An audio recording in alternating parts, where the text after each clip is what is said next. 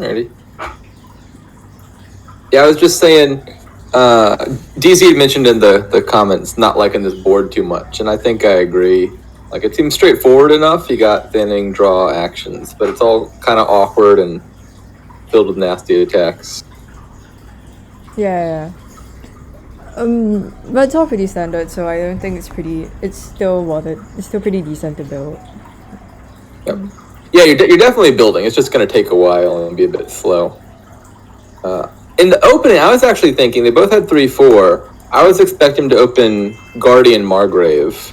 I thought was the best opening, but I mean, Spice Merchant Silver and Catapult Silver, or Catapult Spice Merchant, those seem fine as well to me.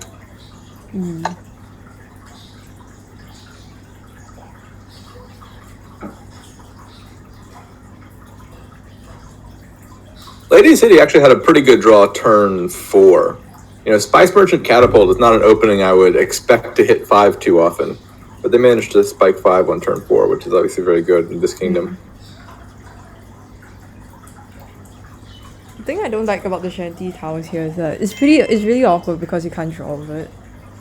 And you need additional draw cards with the actions. This is really weird. Yeah, like Shantytown plus Margrave is only as much draw as one laboratory, so it's not going to be super efficient.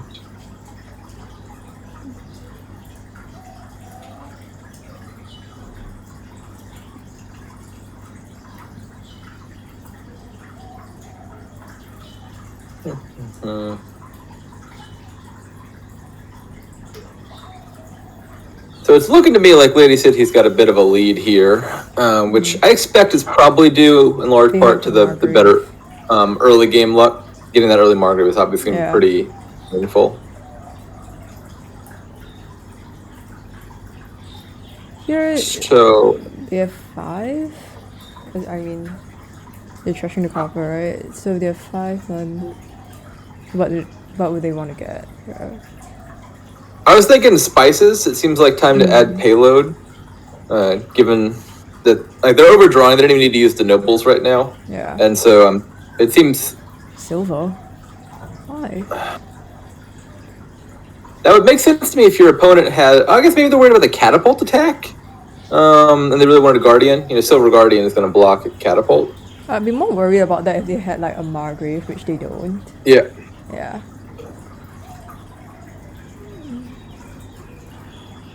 Yeah, I'm not even sure if Alex has coppers left to trash to catapult. I think all the coppers are trashed. Yeah. Oh my goodness. Okay, well, I said earlier I thought that the lead was due to the Margrave. I'm going to revise my opinion. Perhaps Lady City's in the lead because their opponent has 3 Spice Merchants in a deck that has 0 coppers. How did that happen? I'm guessing they would just had 4 a bunch of times and they just didn't think too much and bought Spice Merchants instead of like silvers. Yeah, definitely having 4 does not mean you have to spend all 4. Yeah. At some point, actually a potion would be a better buy than Spice Merchant, because you could at least trash the potion with your Spice Merchants to draw.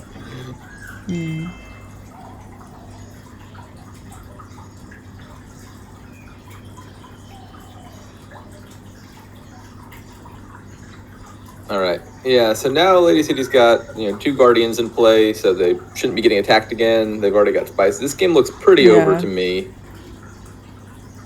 What? Stone Mason. To get rid of the Spice Merchants, I suppose. I mean, that makes sense. Yeah. You get like 2 souls from that. I don't know.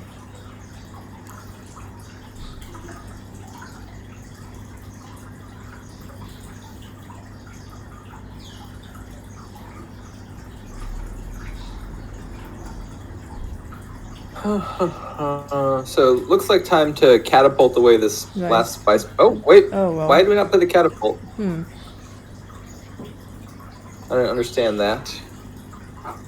I mean 5. Okay, another Spicer seems fine. Yeah, Spices seems fine as a buy. I really wanted to kill that Spice Merchant a whole lot though. Yeah.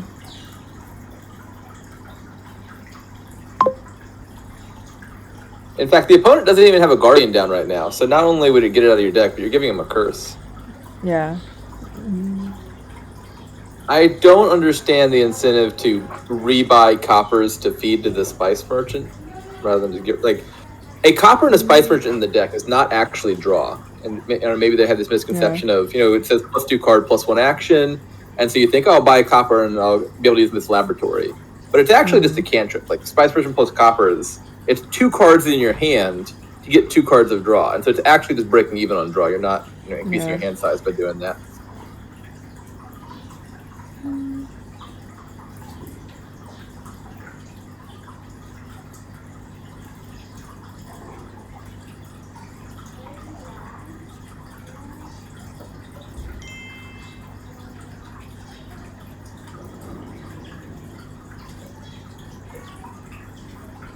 I mean, any context where you just want to buy coppers seems like reasons why you'd want to do that. Tomb, for example, maybe comes to mind. Guild Hall could be another.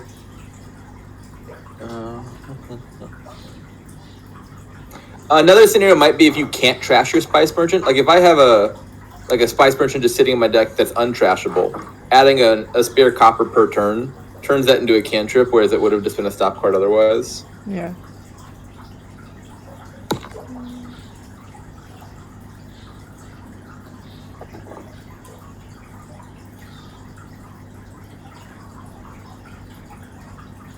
Gold just seems worse than spices. I think if they shelled out one more coffer, gold and then stonemason double nobles could be a reasonable buy, because the gold is at least a good stonemason target, and you could like turn it into 2 spices. But if you're just buying a solo gold with no spice merchants, with no stonemasons in deck, it just seems worse than spices in basically every case. Yeah. I think spices definitely better than gold. Yeah. I actually just had a game today where the only gainer was stonemason, and so it was like strategically correct to buy early provinces just because you could stonemason the provinces into 2 golds and then stonemason the golds into 4 5s. And so like I remember buying provinces at like turn like 7, 8, and 9 just to repeatedly stonemason them.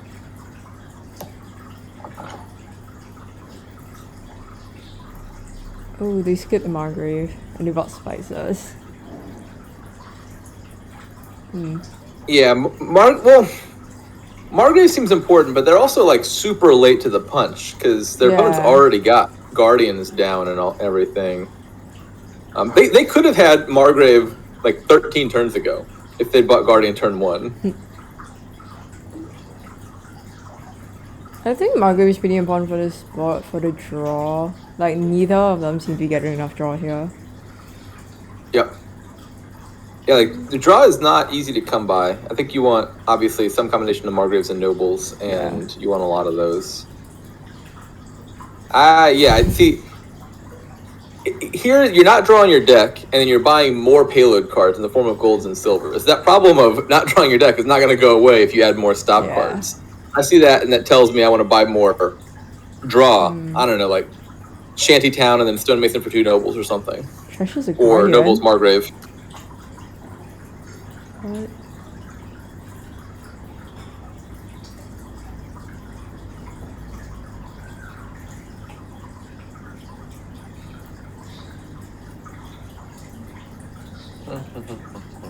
But in any case, Lady City still seems very one to me. This triple spice merchant play certainly has not panned out.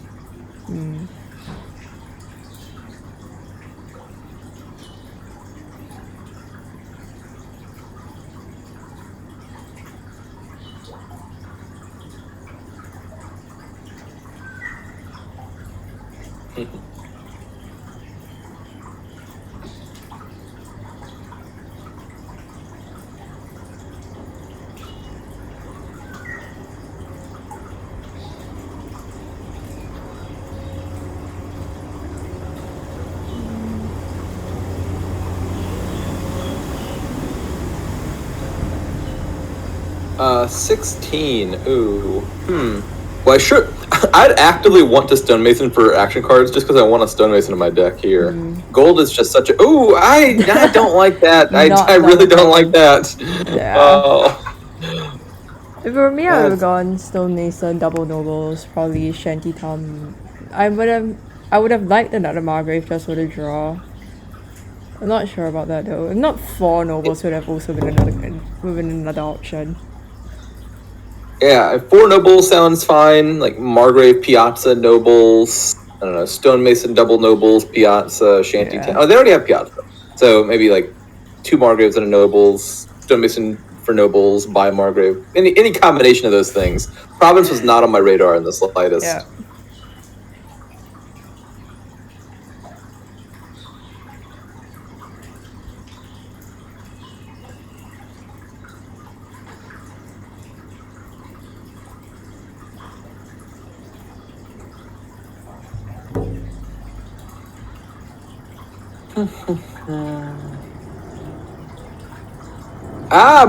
Stop it with the treasures.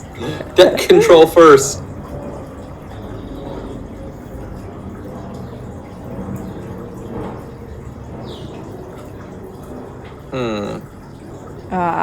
So I wonder what order you play this in here. Oh, that was a nice reveal from the Piazza. I was thinking if Piazza didn't hit, you could consider play nobles for actions, catapult a gold, and then draw with Shantytown, because your opponent doesn't have a guardian down, so that the double catapult attack would hurt real bad. Well, but they got lucky.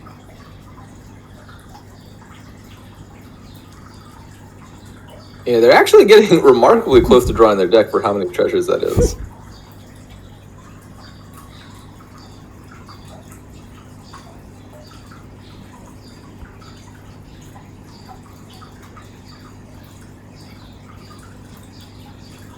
I would still really want stonemasons and nobles in this deck right now.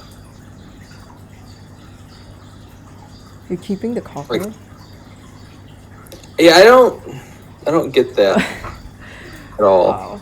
Yeah, I don't get it. No.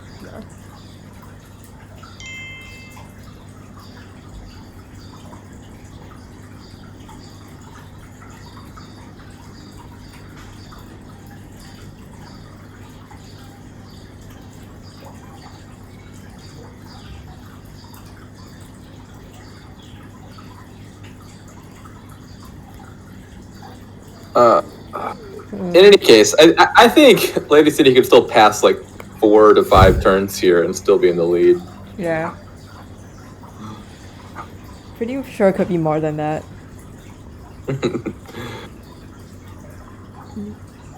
Alex is a little bit behind.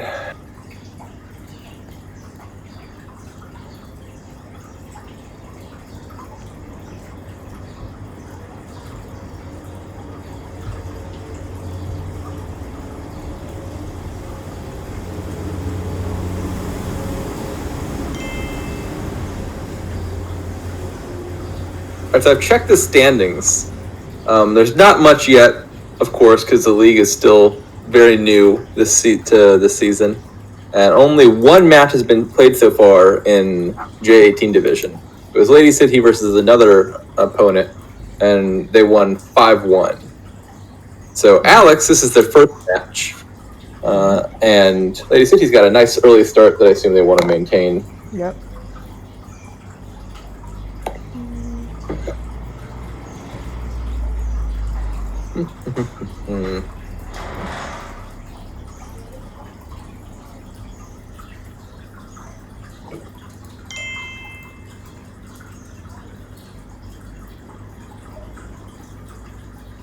I don't like that. So Alex as well is passing up opportunities to catapult away the Spice Merchant, rather just trashing their treasures with the Spice Merchant, and that's obviously not really helping things. For sure. Tormentor. I do not understand the Tormentor at all. It seems way too late for that. Yeah. So, if your opponent's got Guardians down, then this Tormentor is just a Terminal Silver, which for 5 is really bad. That's like Duchess level. I think torment is usually most useful if you're buying it really early to get the imps. Yeah. And here, I think that's never going to come up just because if you hit 5, you're buying Margrave.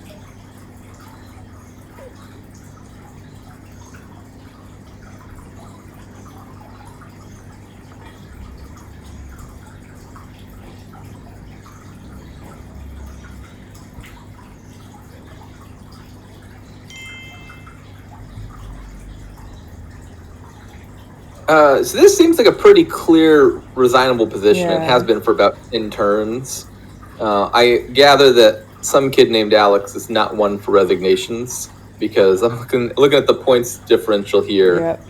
And certainly if one were of the resigning inclination, they would have done so by now. Yeah.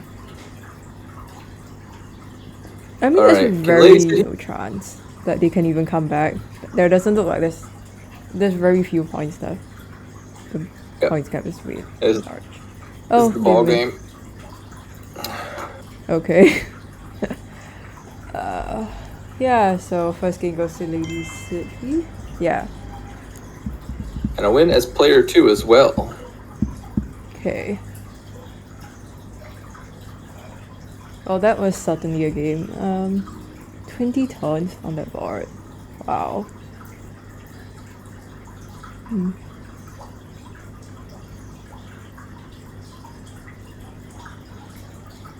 The turn count doesn't surprise me too much. I mean, there is Guardian and all, but just naturally, Catapult and Margrave are going to slow things down. And even if you block them eventually, having to have Guardians in your deck is itself going to slow things down. Yeah.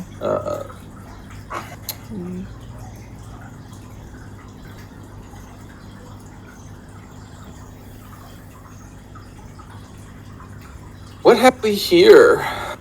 Sculptor looks like the key thing to me because there's no other gains to speak of at all, and there's a number of decent, actually better than decent, 4 less cost cards. No plus buy though. Yeah, no plus buy. If you're looking to score, then the only way to score additional points beyond 6 per turn is sculpting estates, which you could sacrifice. That could potentially come up in the end game. Yep. I think you're probably looking to get 2 or 3 sculptors and then get to a point where you're hitting 8 reliably pretty fast, and then buy a province per turn, and then maybe in the end game you eke out a slight points edge by taking estates on the final turns. Yep. And even if you die, there's still seize the day, so it's not too bad. Yep. Yeah.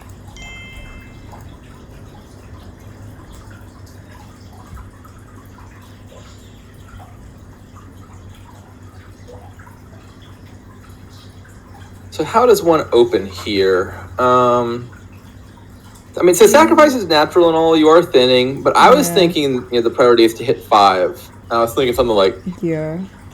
Fishing Village gear, to get early sculptors. I like gear on 3.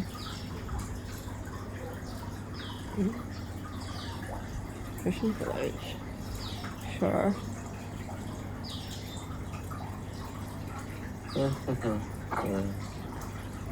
Well, so the Lady City actually is likely to hit 5 here. Guaranteed, in fact, I think, on turn 4. Yeah, I think it. Yeah, it is. Totally guaranteed. And Alex probably will as well. Actually, guaranteed for both of them. Because if you see Fishing Village in your turn 3 hand with 2 estates, you know you've got at least 4 money coming up. Yeah. And then a Fishing Village at play.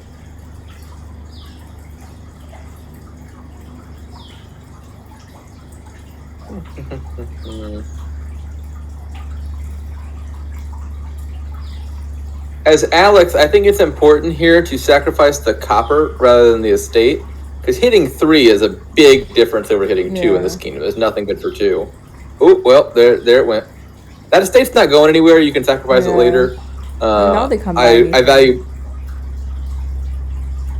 Yeah, I think that in a kingdom where your gains are really limited, passing up on a buy seems kind of substantial there, and the points obviously don't matter. Yeah.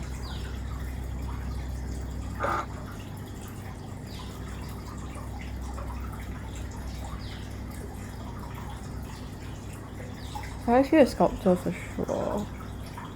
Yeah.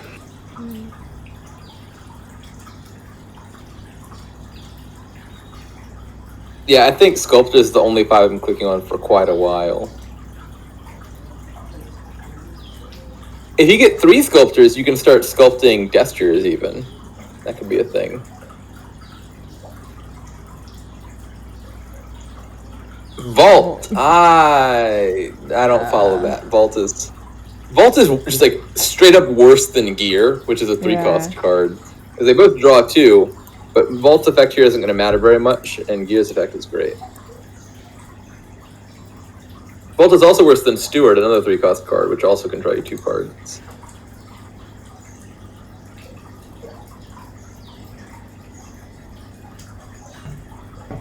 Alright, so Alex's turn. Will they identify that Sculptor is the key card of this kingdom?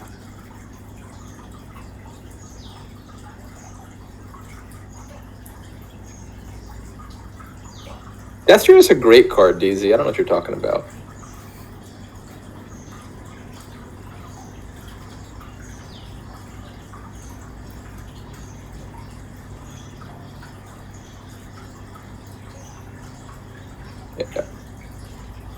Yeah, I think Sculptor here is just abundantly the best the buy here. I don't think anything else is in close contention.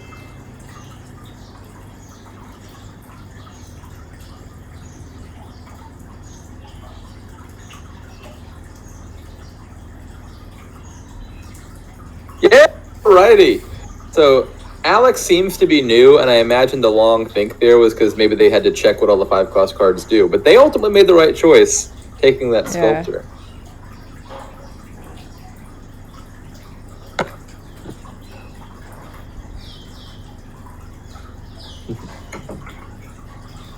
Oh yeah, there's tons of people watching you, no pressure.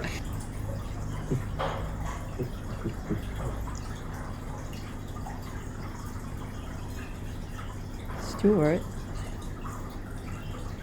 You're at 5. I do box. Oh, that's odd. Second sacrifice. Not I think is overkill. Yeah, I mean you already have a Steward which can finish up trashing if you need to trash faster.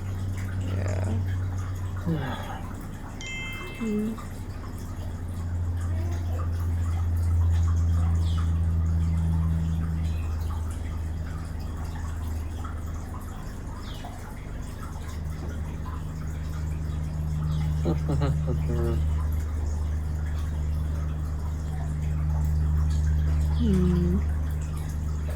I think another concern here would be draw. I don't think either of them are getting much draw here.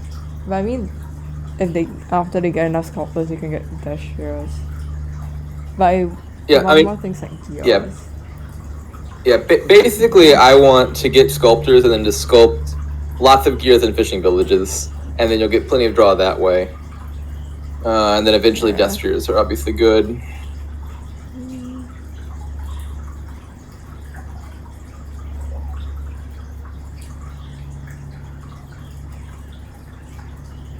Oh, this is not a good play order from Alex. So they had 2 actions there. If you play the Sculptor first, you can then play whatever you sculpt. So for example, they could have done sculpt the fishing village, play the fishing village, then play the sacrifice, and now you got a fishing village and play for next turn.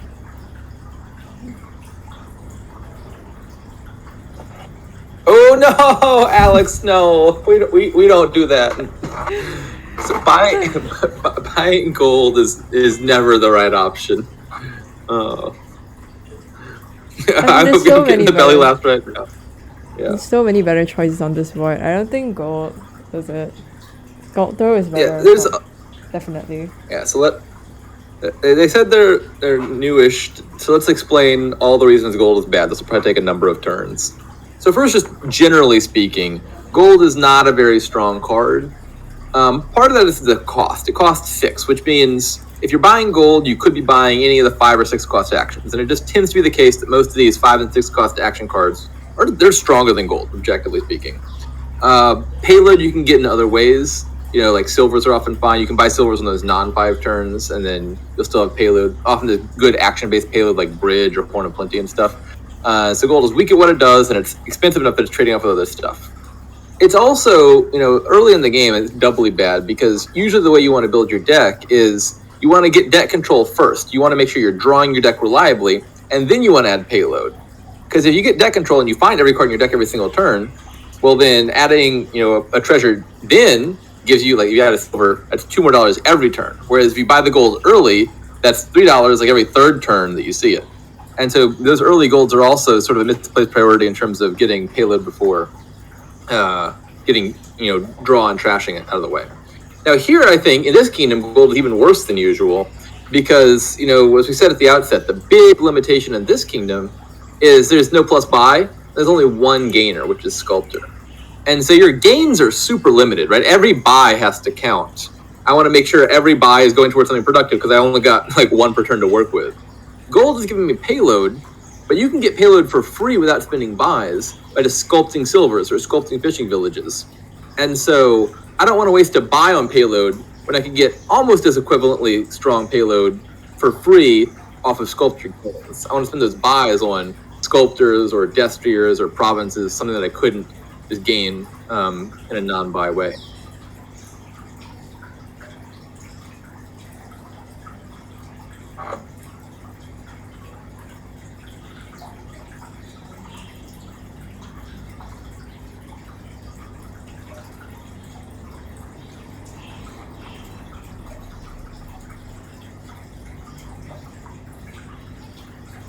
Province yet, I would take a second sculptor. I would think. Like, this isn't the worst kingdom for greening, like on the early-ish side, because you're limited to one buy, so you can't build a double province or anything. But that still seems a bit early in terms of like your deck's not together yet. For sure.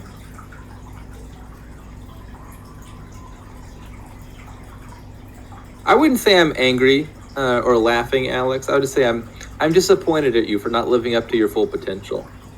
Like there was that play earlier where they had 5, they looked at all the 5s, they correctly identified Sculptor. That was a good moment. Yes. And this gold buy and the province buy have been something of a regression to the mean.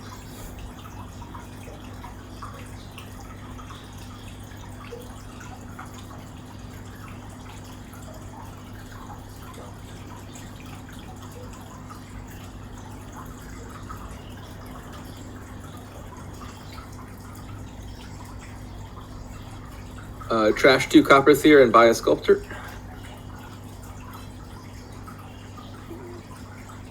Yeah.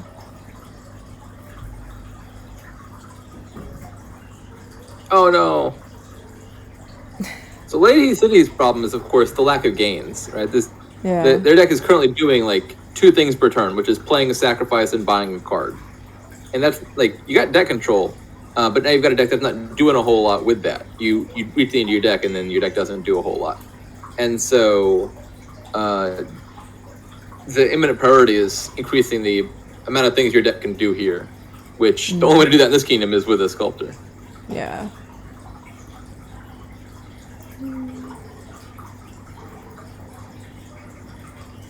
And then one other minor mistake here from Lady Sidhe is they're passing on some money here. If you've got overdraw like this, when you're 2 cards from the end of your deck, you would have wanted to play the vault then. And then you could like if you have an extra Destrier left over, you could discard 2 cards with vault to get 2 money and then redraw it. As it turns out, it looks like they didn't really need the money anyway. But, had they done that, they could have set aside maybe different things with gear that could have been better.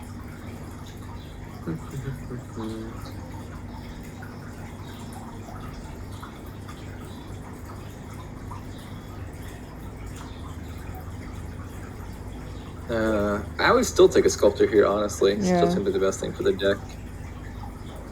Destrier is not a bad choice, though. Yeah, it's not the worst.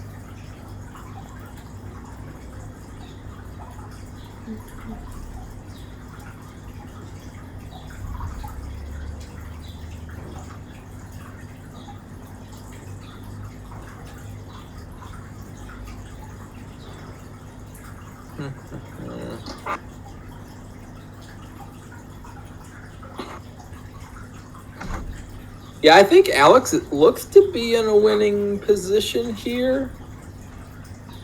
Yeah. I I think Lady Sidhe's deck hits 8 a little bit more reliably, but that's not going to be enough to overcome this points deficit, I don't think, unless Alex somehow has like more than one dud.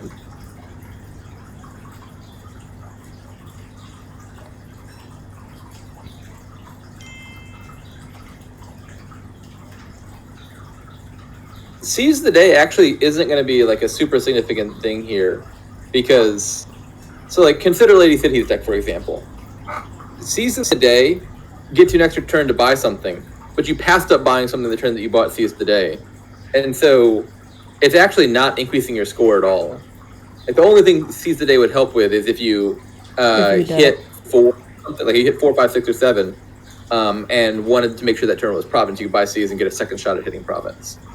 If you've got Sculptors in your deck, Seize is kind of worth a few points, because you could like sculpt 2 estates, buy Seize, then sculpt 2 more estates and buy Province, and then the Seize is functionally getting you like 2 extra estates there.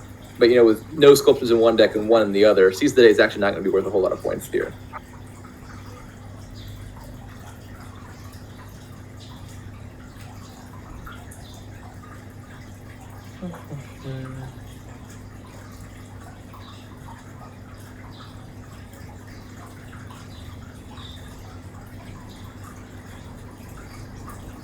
So let's see. If Lady Sidhe takes this province, that'll be 20 points, and 24. Then Alex will be pretty ahead. Yeah, so I think the chance Lady Sidhe wins basically comes down to getting all 3 provinces before Alex gets any. Yeah. I think one more $8 turn for Alex should seal the deal. Yep. Yeah, they got it. And this is it. Yep. And then, I don't see you making a 10-point duchy deficit in time. Yeah.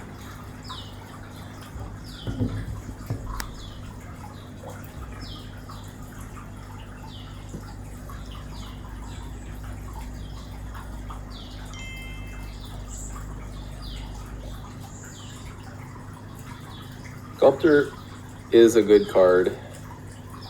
Sculptor is always good. Yeah, I'm a fan of Sculptor. I think it's underrated by a lot of folks. Also, in this kingdom, it's definitely much above average, because in this kingdom, it's the only gains in the entire kingdom, which makes it extra significant. Yeah.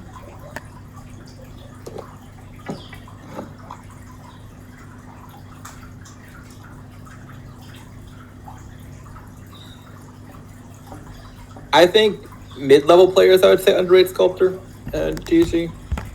I think it's one of those cards that you just like kind of get more and more the more often you play the game.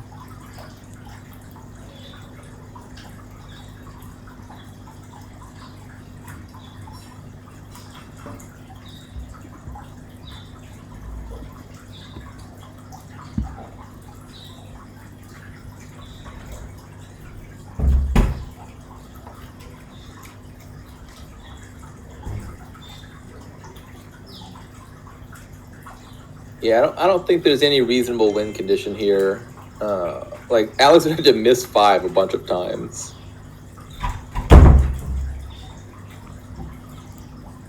Here, I think I would sculpt sculpt a gear. Oh, we've killed our sculptor, which worked out shockingly well, but strikes me as a very, very dubious play. Yeah. Seize, okay. And they've got the win now. Yeah. All right, 1-1. Yep.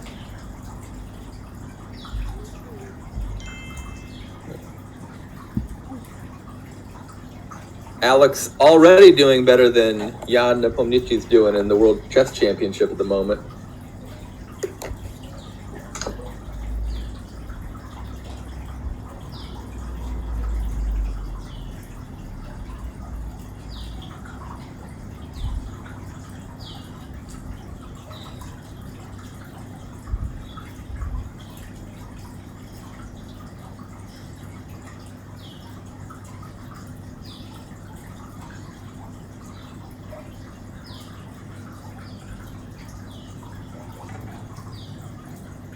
Interesting that that's the kingdom that made Alex like Seize the Day. That was like maybe one of the worst kingdoms I've ever seen for Seize the Day. It's normally an incredibly strong event, and there it was kind of doing minimal things because your deck doesn't do a whole lot with an extra turn. I mean, they got the last province from that, so maybe that's Yep. why. Yeah. Yeah. All right, what do we got here? This looks. Oh, this looks like a tricky one. So yeah, you got everything you need to build. You got actions, you got draw, you got trashing, but it all looks a little bit tricky. The trashing's not fast. The actions are fickle, like Mastermind. And Villa is also a very difficult card, I would think, to play with. As far as openings go, oh, that's not clear. I think either Remodel or Envoy, and then a Silver seems good. Obviously, you want to get Trash, which Remodel does. Aggressively spamming Terminal Draw also seems fine, though, with Villa around. Yeah. I think I would take the Remodel. I think I really want to kill those estates, and that's not happening any other way. The Envoy Silver seems like the other option. Yeah. Or we could have 5, like Lady City does. I guess on 5 too, you do Tragic Hero or Tragic Hero Hamlet. I'm not sure which one. I guess Hamlet. Tragic Hero Hamlet. Yeah. Ooh, no, Alex. So Villa is a very strong card, like one of the best 4s in the game. And that might lead you to believe, oh, I've got 4, I should buy that because it's a much stronger card than Envoy or Remodel. But it's not doing anything for you. Like, if you don't need the actions and you don't need the buy, which at this point in the game you don't, buying Villa is just like buying a copper. Like, you just put an extra copper in your deck. And the main benefit of Villa is like it's not even like the card in your deck is kind of mediocre. It's really this on-gain effect, right? You're buying Villa in the correct situations to capitalize on the +1 action, go back to your action phase part, which obviously is not benefiting you turn 1. Yeah. And so putting a Villa in your deck is meh. Putting a Villa in your deck on turn 1, we have no need for the actions, is like actively bad. And so if you look at the card rankings or something, you're like, oh, Villa's amazing. And you might think, therefore I should buy lots of it. You'd be misled.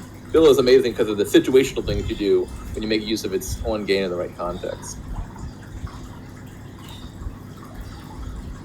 Tunnel.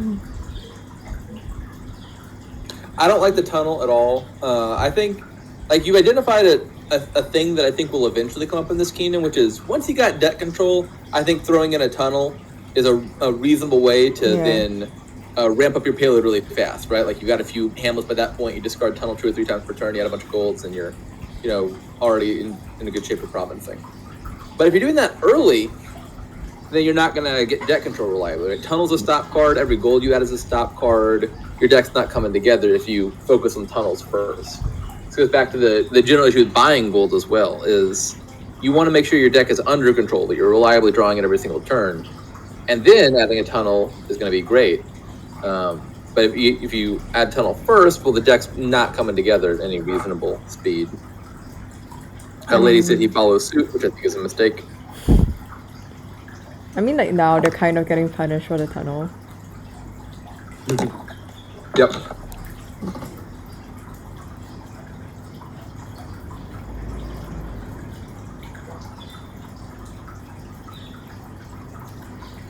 Yeah, but the way this kingdom ought to play out is what you're really wanting is to get a bunch of draw. Here, Envoy looks like the most reliable draw. There's Tragic Hero, but Tragic Hero has a tendency to kill itself. So you want like a bunch of Envoys, I don't know, maybe some moats, depending on how your buys end up shaking out. And then a decent number of Villas and Masterminds and Hamlets. And you want some remodels to thin out the estates and probably some of the coppers. I don't think all the coppers get trashed before the end of the game. And once you've got a deck that's drawn itself pretty reliably with Envoys and stuff, well, then you throw in a tunnel or two and you get the golds, and now your deck is drawing itself and has payload. Yeah. Multiple tunnels, I think, is a mistake. I think it's very rare to want more than one tunnel early in the game. And, like, you can buy tunnels at the end of the game for points, just like you'd buy a duchy or something. But early in the game, better to have one tunnel that you discard repeatedly with multiple Hamlets and have multiple tunnels, which are stop cards clogging your deck. I'm kind of sad that neither of them have bought Envoy yet, but Not just Envoy. Not a single draw card has been clicked in this entire kingdom. No Envoy, no Tragic Hero, no Moat. I would even give you credit if you'd bought a Mastermind, because Masterminding a Hamlet is technically +1 draw. I don't think they have avoided every possible draw card. I think other than Lady Sidhe's first turn, I don't think either of them have hit 5 yet, which is probably why they've been buying all these tunnels. The causation might also run the opposite way. Maybe they're not hitting 5 because they're buying the tunnels. Yeah.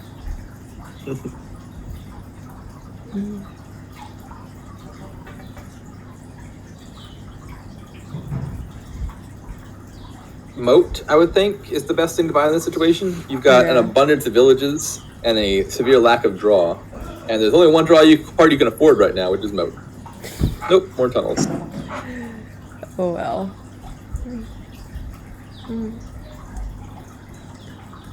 Alright. Alex has to remodel this estate into something. Is it going to become an Envoy?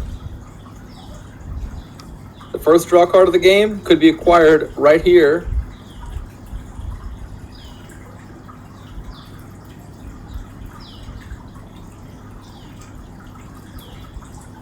Envoy?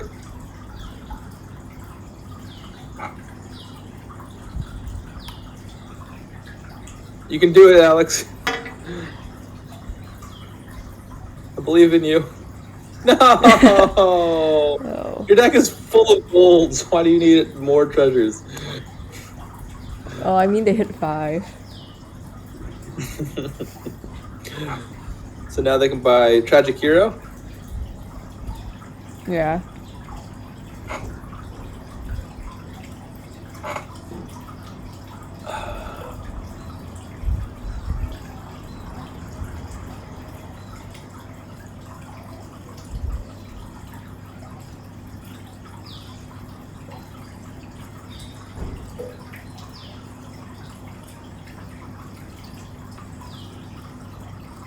Given the composition of their decks, Tragic Hero is actually a lot better than Envoy, because if you've got a lot of junk, well then your opponent's going to discard like the one good card out of the 5. Yeah. I think if you get reasonably clean, you add fewer junk cards, fewer tunnels, and fewer golds, then Envoy starts to look better because a larger proportion of your cards are worth drawing, and they can't deny you all the good ones.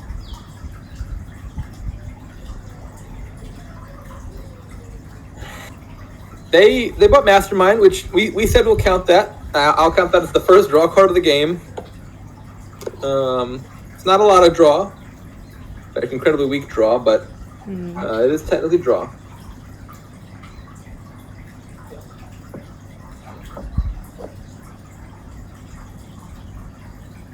All right, Moat. Oh. I like that. Yeah.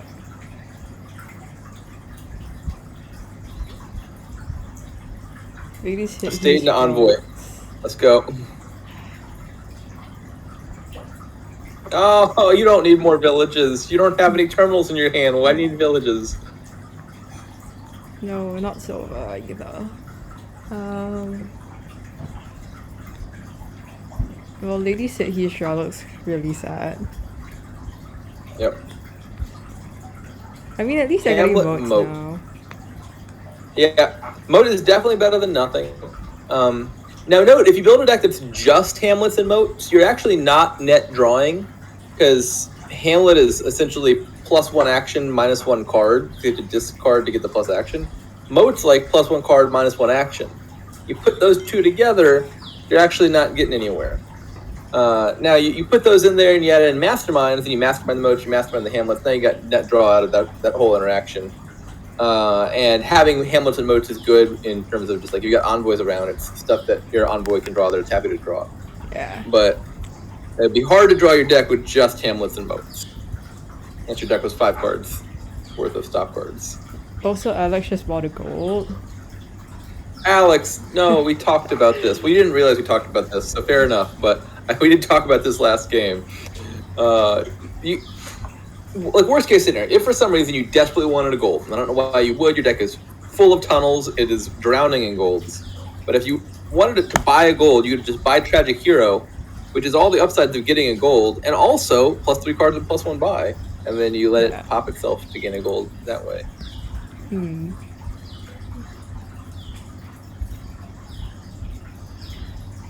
More tunnels. That's what the deck needs. Oh, all right. I'm forgiving that tunnel because it was accompanied by an envoy. That was a good buy on the whole.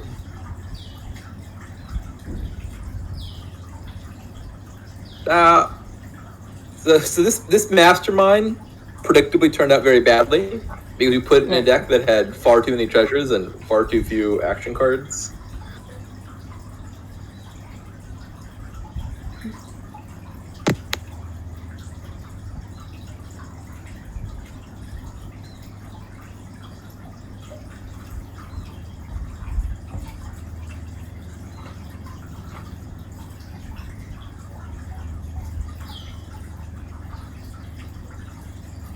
Turn a tunnel into a mastermind. Let's see. I think I'd prefer the Tragic Hero or an Envoy because draw is more important, but Mastermind's not a bad choice.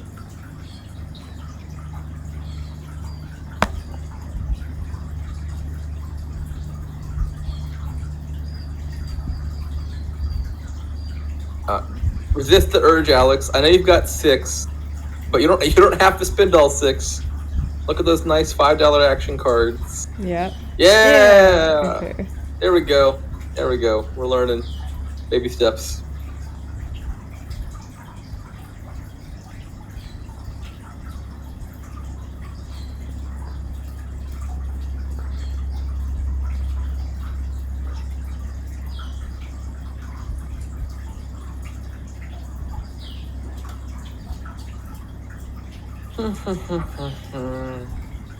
So for Alex, they jumped the gun. I was thinking the best order for Alex there was something like play the villa, play the remodel, turn the tunnel into a Tragic Hero, and only then play the Hamlet, because they were just about to trigger a shuffle. Yeah. And so they had the opportunity to put that Tragic Hero back on the shuffle. The order they've done here, now even if you remodel into something good, even if you turn that tunnel into a Tragic Hero, it would be outside of the shuffle. You shuffled your deck first and then gain the card. And so I thought it was important to gain that before playing the Hamlet, so that it's going into the same shuffle.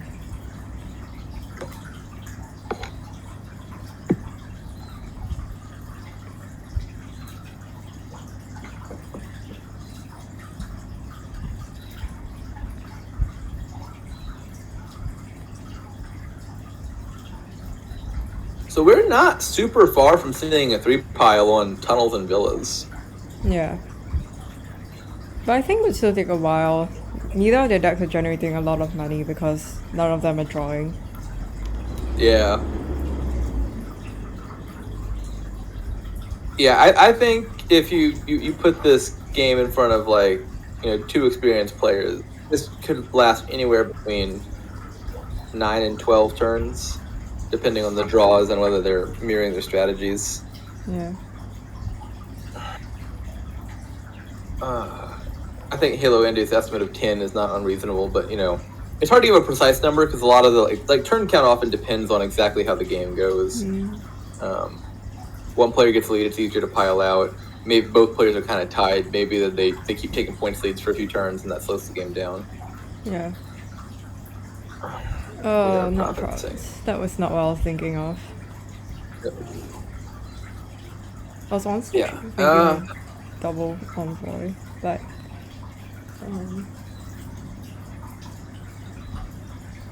I was surprised Lady City didn't buy a villa there. Yeah. I guess that's reasonable because you can't lower that pile at this point in the game with being at a points deficit, maybe. Yeah.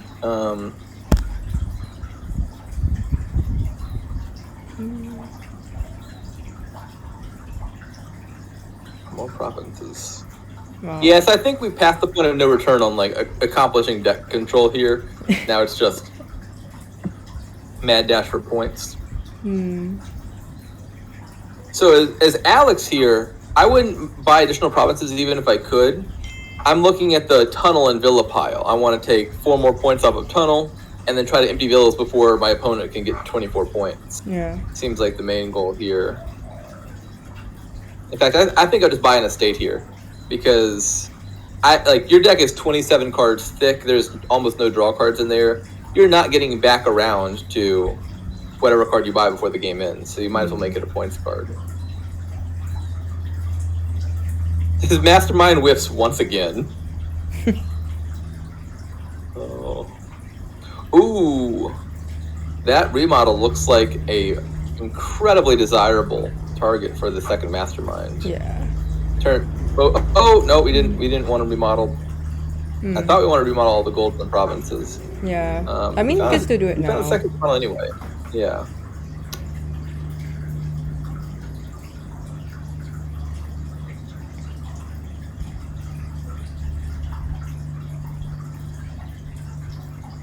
All right. So how much can Lady City score here? A good deal.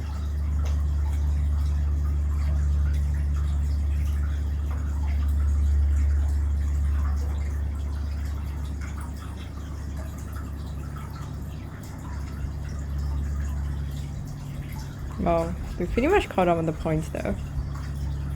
Oh. Yeah, I don't. Buying that gold seemed very wrong. Yeah. I think, like, if you wanted to be really aggressive, you could buy 2 tunnels for 4 points. I think the safer thing to do would be to buy Duchy, which is 1 point less, but is more conservative about piling villas. Ouch.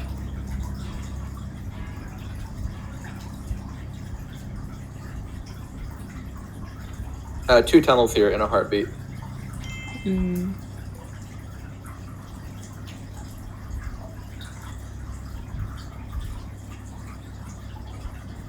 No, Dad, that's not.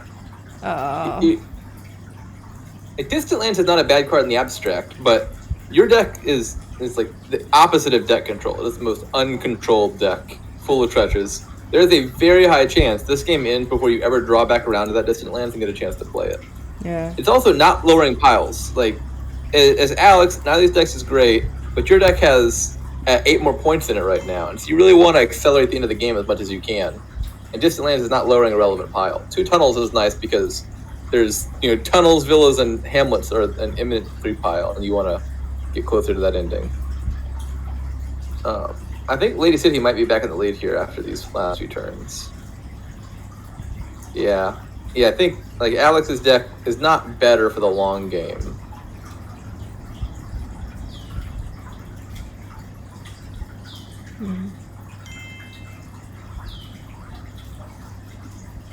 Wait, did they? Yeah, I was gonna say they discarded for plus buy instead of plus action. Yeah. I think that was just a mistake. Perhaps they were thinking that you can do it in either order, but you have to follow the card's instructions top to bottom, and so you have to choose to discard from action first. And if you do that, then you can do plus buy. But you can't do it in the reverse order.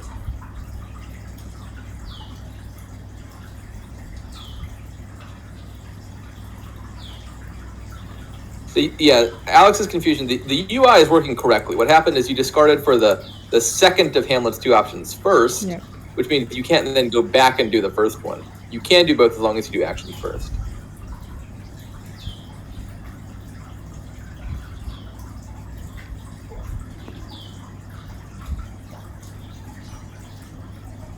We'll see if Lady Sidhe figures out what's going on and corrects the situation.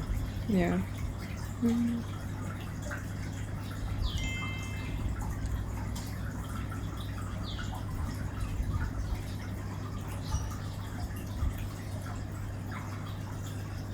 Yeah, I mean, it seems like a totally reasonable undo. Like, you're just like, it's clear what you're trying to do, and you're just not getting the interaction with the client right.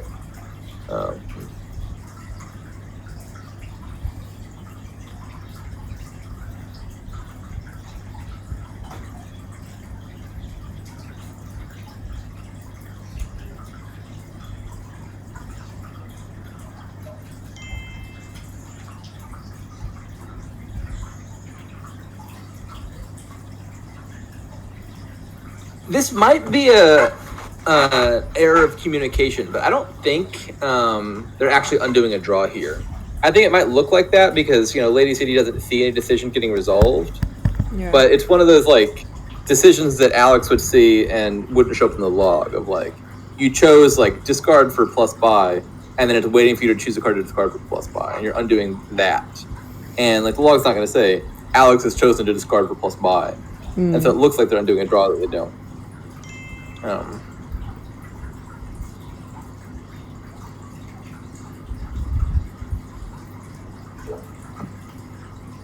There we go.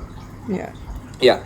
I believe the Hamlet interface in the client actually used to be able to discard for both. Like there was like a both button.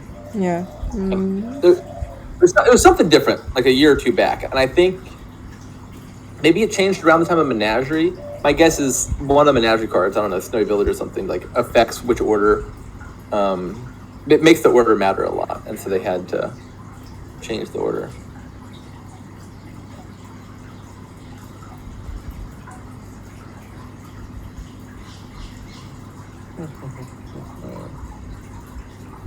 So discarding Tragic Hero looks correct to me. Yeah.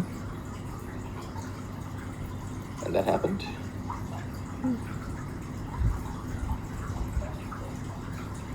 So it's unlikely to ever matter, but just for point of reference, it doesn't make a whole lot of sense for me, or to me, to play the Villa before the Hamlet there. Yeah. Just it's kind of a general principle of card play order. You want to play the things that give you information first. You know, like maybe you play your Hamlets and you look at the hand and you're like, wow, the best play here is to remodel that Villa. You know, wish I still had the Villa in hand to remodel. The Villa's not going anywhere, and so there's no disincentive to just playing the Villa after you played the Hamlets and reevaluate then, because there's some possibility that maybe you want to remodel it or something.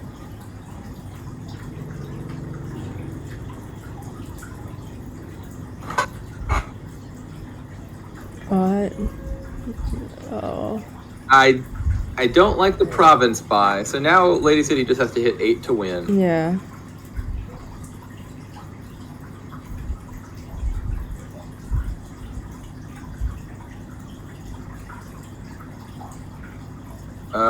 Or find a gold. Now they've got to remodel. Or province would do. Actually, no, province would not work. All right, but here's the win. Okay. They have the win here.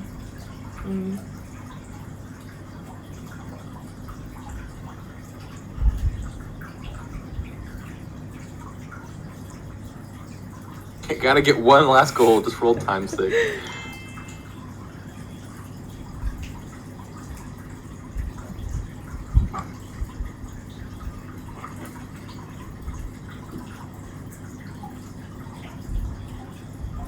Did the distant lands ever get down? No, it did not. The distant lands is somewhere in the distant depths of the deck. Yeah.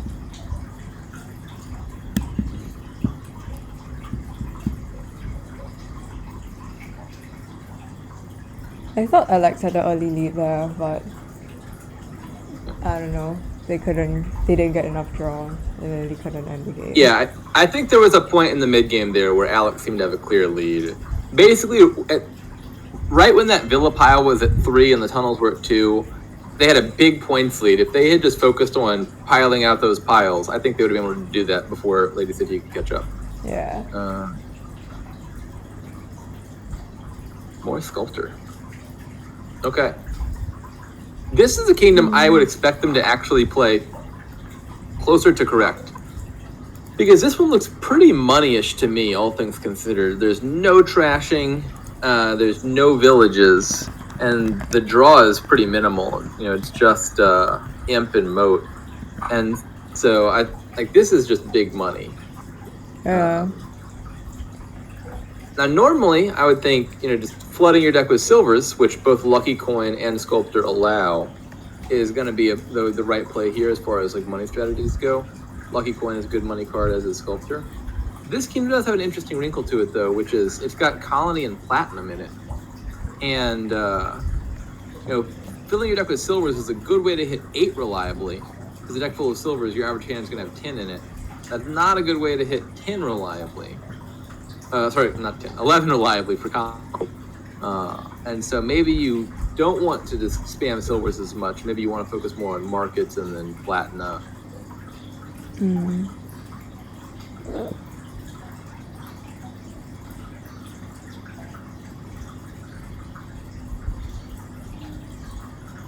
I think I would open Devil's Workshop Fool here. Yeah. Well, the opening's not super obvious. You do the cut for a silver and try to get 5 early.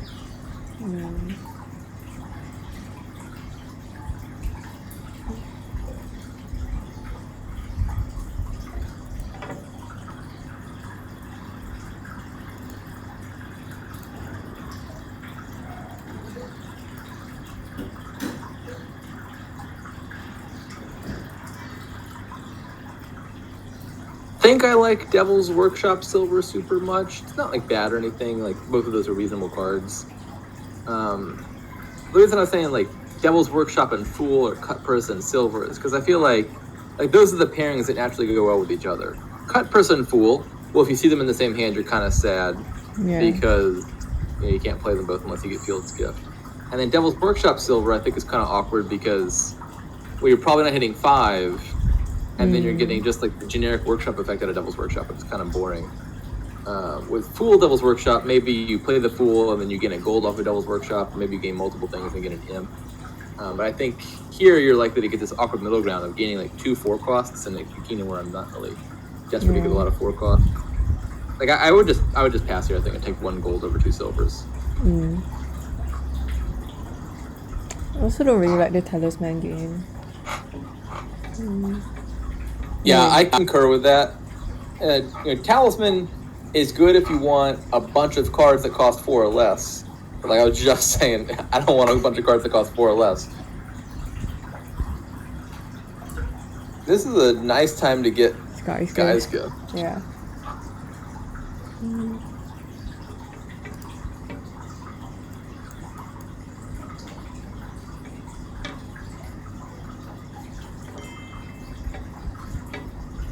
Do you take Skies or Suns first? I would take... Oh, that's a good point. I think taking Sun's Gift before Sky's Gift is probably better here. The difference is Sun's Gift is going to trigger a shuffle. You have 3 cards left in your deck. Sun's Gift reveals 4 cards, and so it's going to force you to trigger a shuffle. Would you rather that shuffle have 3 estates and a gold in it or not? Because if you do Sky's Gift, it has 3 estates and a gold in it. If you do Sun's Gift first, you trigger the shuffle before that. And 3 estates and a gold, on average, does not sound like a very good card, right? That's 3 money and 4 cards. That's worse than shuffling in 4 coppers. Yeah. And so shuffling in a gold, I think it's not worth shuffling in 3 estates.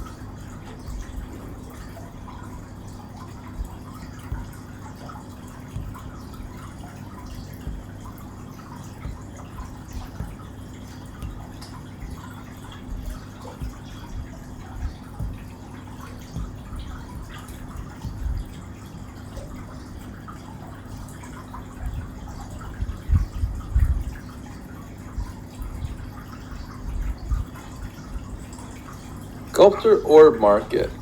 I think Market is fine. I don't really have a lot of stuff to want a lot of stuff to sculpt. I don't know, like maybe silvers, but... Yeah, I agree. I think Market and Sacred Grove both seem better to me than Sculptor. I think I'd probably take the Market. Sculptor looks a lot worse to me here than that earlier game we saw it in. The one where it was the only gainer and there's a bunch of good 3s and 4s. Here, the 3s and 4s look mediocre, and so Sculptor looks less obvious. Alex just bought 2 talismans. Wow. I don't know what they see in that card, but I don't see whatever they see.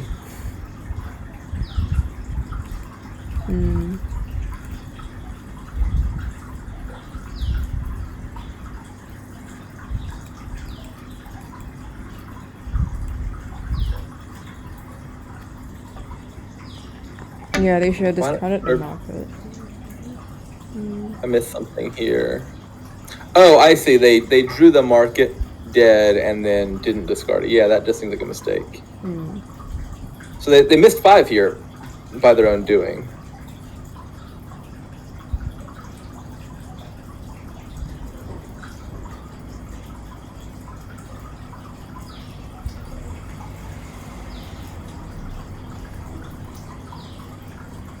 Yeah, I think this turn was a bit underplayed.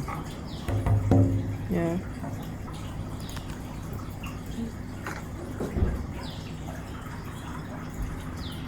Yeah, so like, let's say for some reason you missed the I can discard Market and hit 5. Hitting 5 is ideal.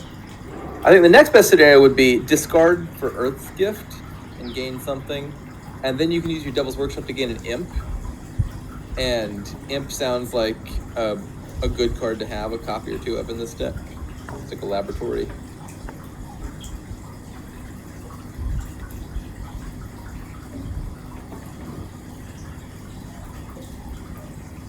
So I think as Alex, you're buying Platinum next.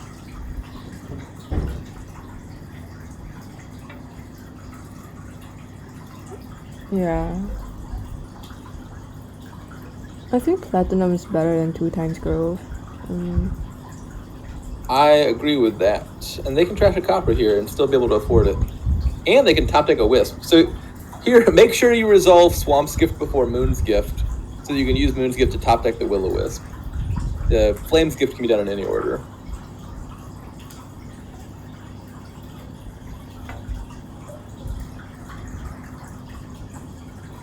Oh, nope, this is fine. They had a market down there. This is fine. Not the best, but Yeah. it's fine.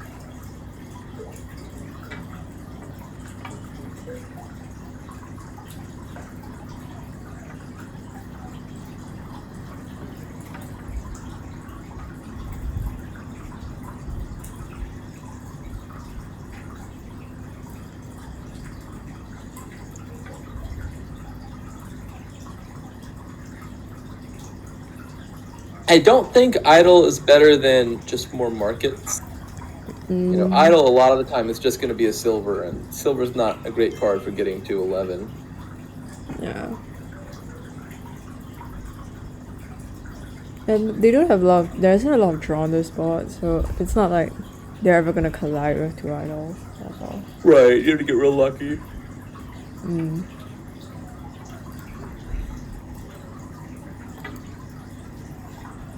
Like maybe there's some world where you try to rush them idols earlier. Like instead of all these markets, you buy a bunch of idols and try to go for a cursing attack. But taking just like an idol or two in a deck that's not otherwise focused on that, it's not going to help you a lot. Boons aren't super important, and the curses probably aren't going to come all that often.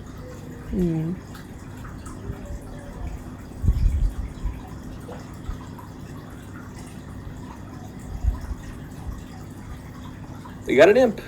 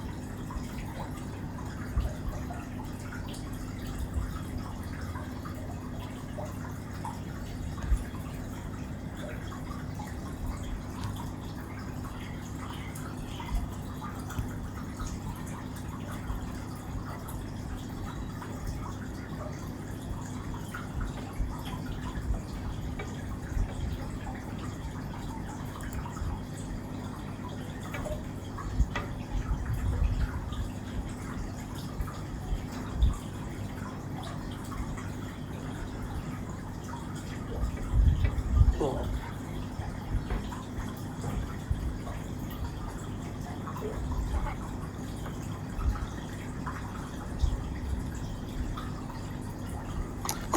So the platinum split is 2-1 for Alex, and looks like it'll probably be 3-1 pretty soon. Yep.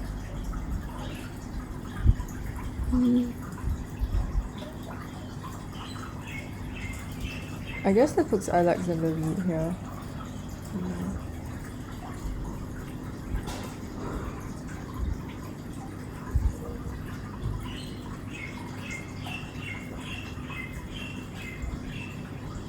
A second fool. I don't know.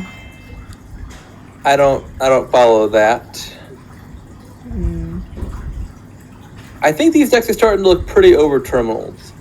So if we count the number of terminal actions in their decks, they've got 5 monuments, 3 fools, and 2 moves. There's 10 terminal action cards scattered among these decks, which means that on average 5 per player, which I think is more than you want. Yeah.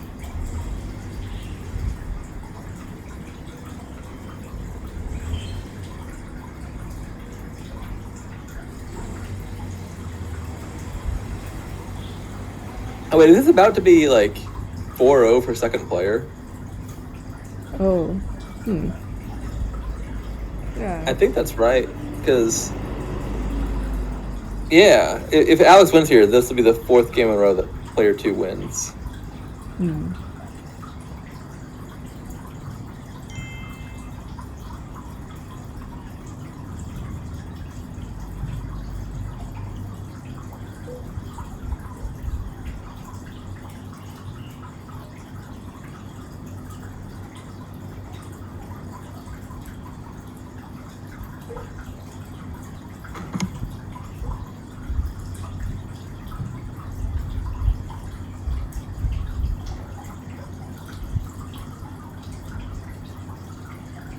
Sculptor. It worked for him last time. I'm not seeing it this time, unfortunately.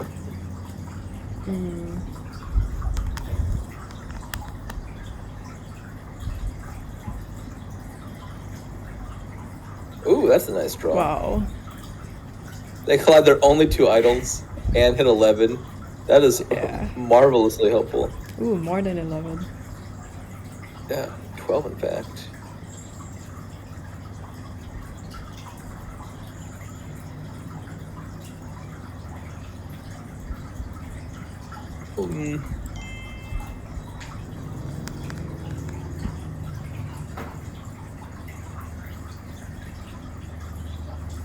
To respond to Moyo's comment, I think Sculptor would look great here if there weren't colonies around. Like, if I just wanted to hit 8 reliably, an early Sculptor to add some silvers to my deck sounds golden.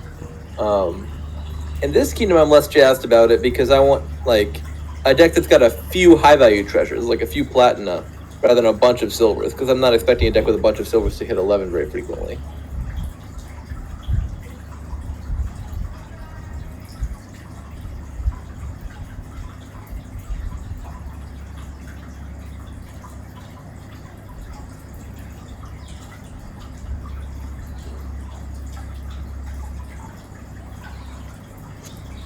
What do you buy here as Alex?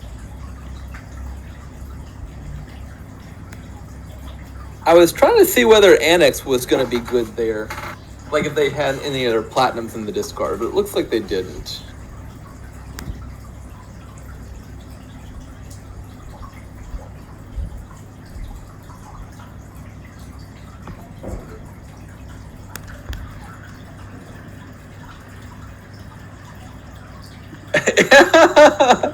It is scary how AlphaGo's ironic comment correctly predicted their buys.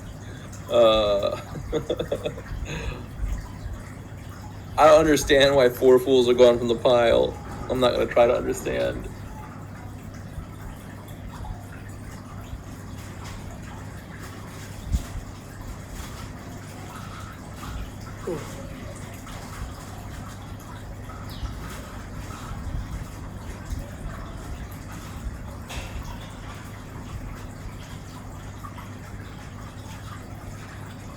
More platinum? Okay.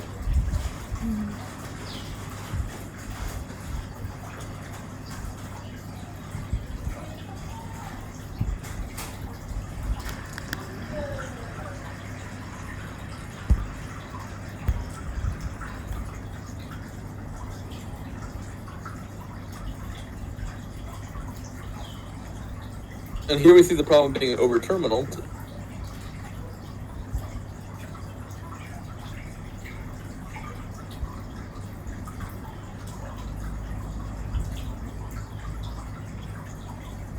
I'm unsure whether silver is better than nothing. I feel like Lady City probably made the right call there in not buying an additional silver. But they're still over terminal, so I don't I don't think like having a silver is like that compared to like having another terminal in there. Does look like Alex is in a great spot though. 3 of the 4 platinums and already 2 colonies. Yeah. Honestly, I can't see a situation where fools will ever pile, like in any game. Until you say that, and now it's gonna happen. They're gonna put those talismans in play and click the fool pile.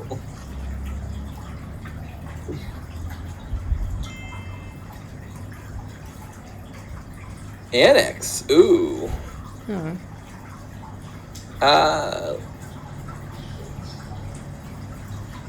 I mean, it looks. I think the annex looks reasonable. They had some platina down there.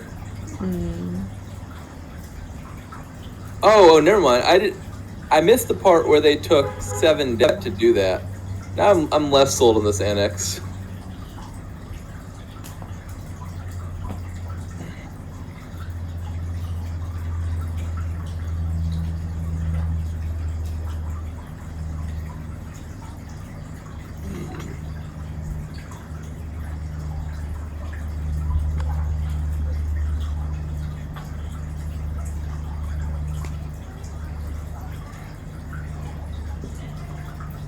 Oh no! But they look. Oh no. They just wasted a villager to put the fool in play for a reason. Yeah. They already had Lost in the Woods, so playing fool does nothing. And they just threw away a villager to do that. Yes, a foolish play.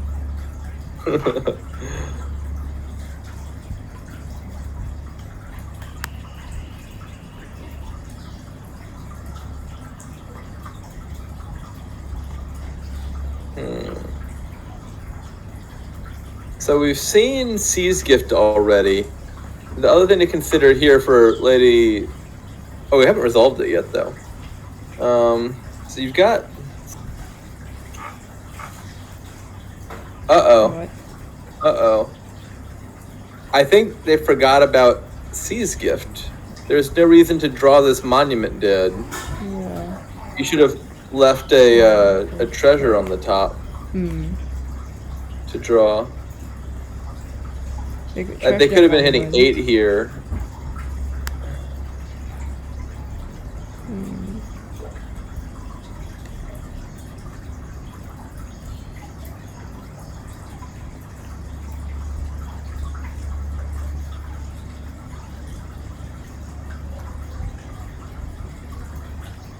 I think I just take another platinum.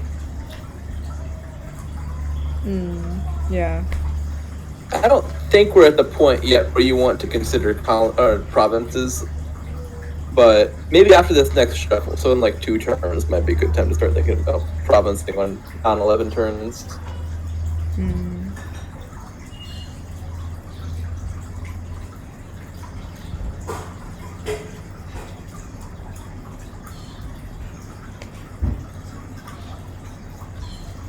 Wow. Okay. I think that go again was fine.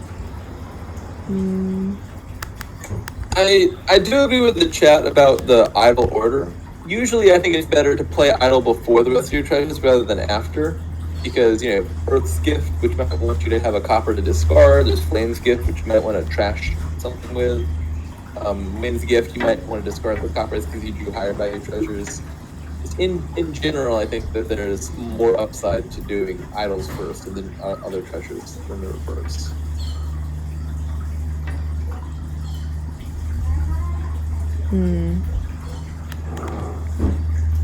More monuments. Perfect. The monument pile should not be a 3. That is a monumental error.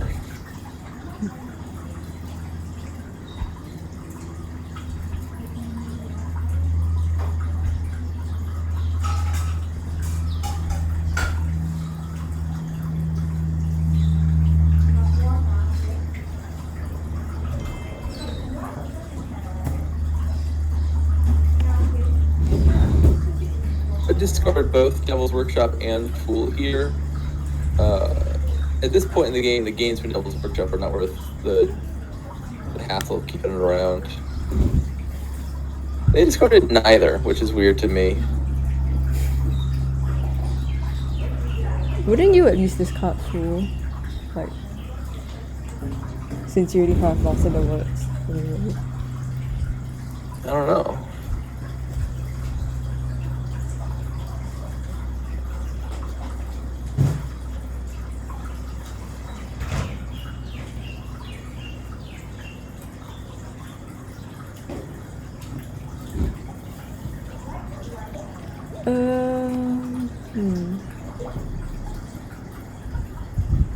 Well, Alex seems to be pretty in the lead here. Oh yeah, definitively. Yeah.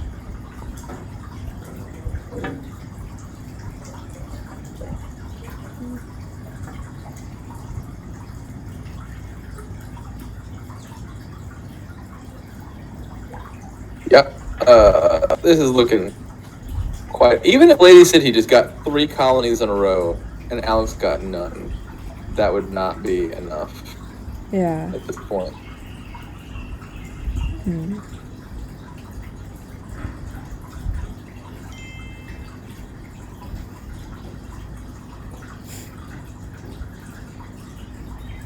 Oh, I can't believe this It does look resignable. Yeah.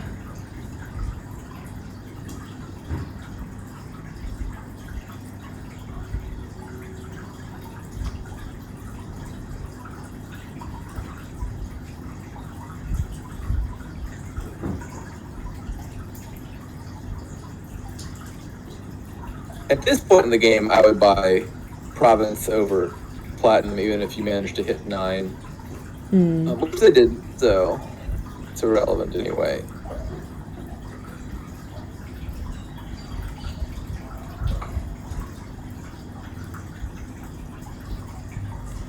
But like, if they buy something else, it's not gonna make a difference. Yeah. They trashed You it could back contemplate here. Annex. Let's check what's in their Discord. Yeah, Annex would be fine here. It looks like they have a Platinum down there, 2 Platinum. Yeah, I think Annex would be a very reasonable buy.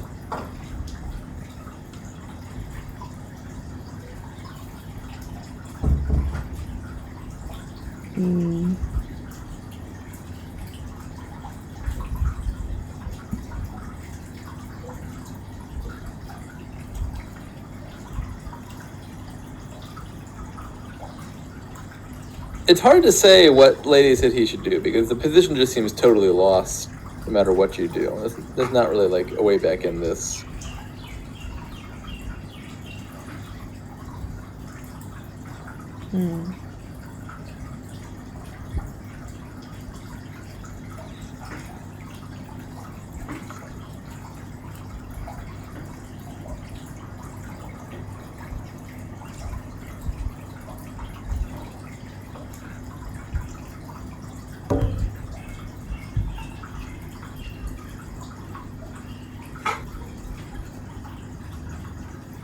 I don't know how you'd expect to win games like that, DZ.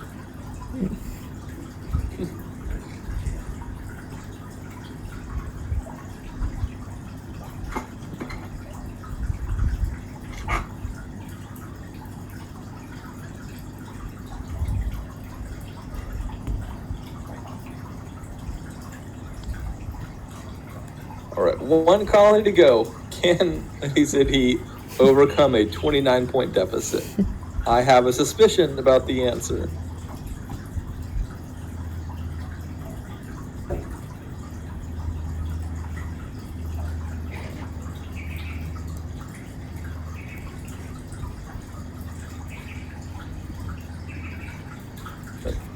Surely play the monument and buy Province. Yeah. Maybe they're contemplating Annex. For sure. I think Province over Annex. I'm not sure You're what's bottom good. of your shuffles, so it's letting you skip like 5 green cards, which is not bad, but the correct answer is it doesn't matter because Yes. the game's over. I wouldn't belabor the point, but yeah, I could see Annex there, but I think Province. Monument. What? Huh? I don't understand. Well, they just need more monuments. I mean, technically speaking, there are infinite victory points to go around here, so we haven't reached the halfway mark yet.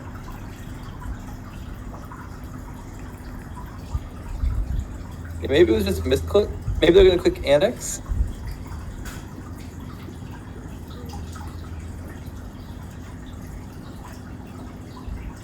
Monument is next. Oh, I see. I see the mistake.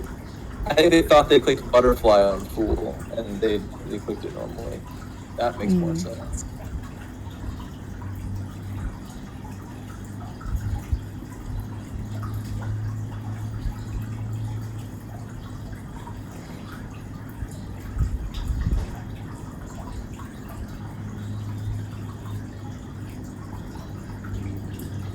So the order of these boons does not matter at all. Yeah.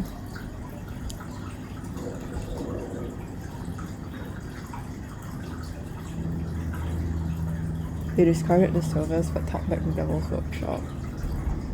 That feels backwards. Yeah. Like, the turn you draw it, Devil's Workshop is doing literally nothing for you. It's just a stop card getting in the way. It gains you cards that in future shuffles will be helpful. But you're not anticipating having very many future shuffles when there's literally one colony left in the pile. And so a short-term harm for a long-term benefit that's never going to occur isn't worth it anymore. Devil's Workshop is like an early game thing.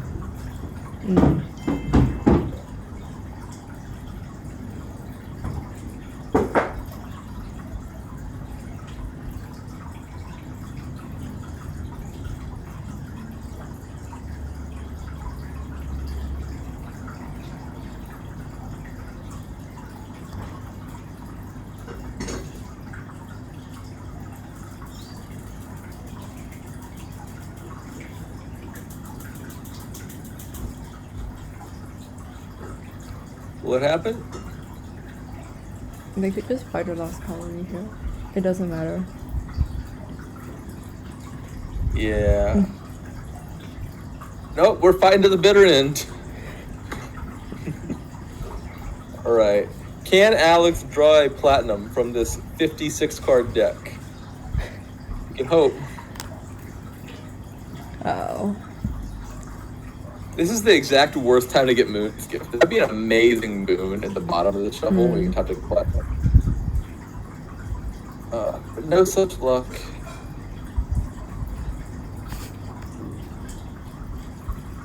I mean, I think you got you, I guess. Yeah.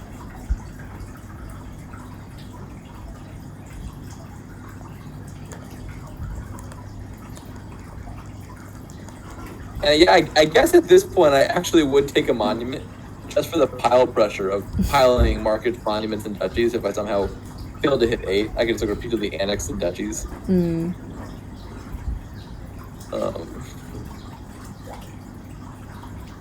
It's about to get real awkward for Lady City because presumably they'll buy province here. Nope, I spoke too soon. They want a duchy.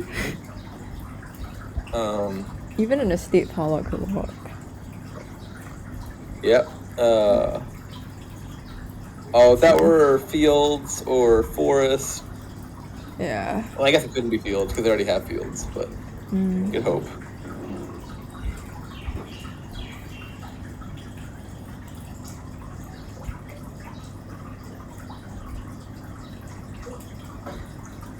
You're a little slow to the draw there, ST Carl, so.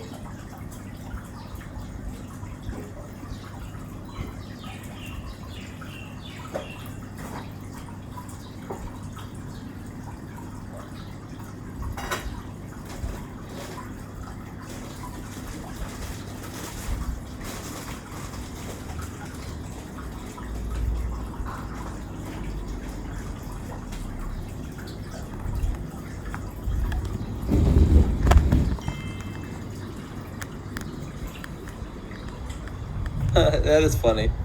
Oh, well, it's ruined now. Now it's 1, 2, 3, 3.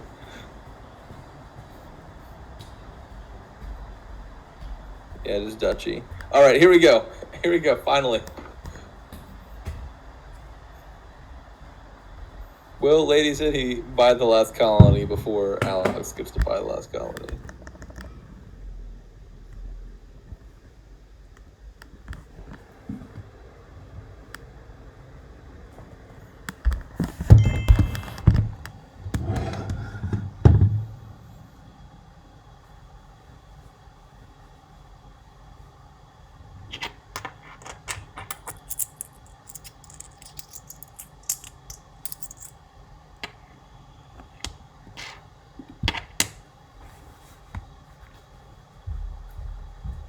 This is like shockingly close. This is a much better turn than these decks have any realistic right of doing. Look at this turn. It's like I think the only platinum in their deck, 2 of their idols, 2 golds. They got plus buy. They got the laboratory.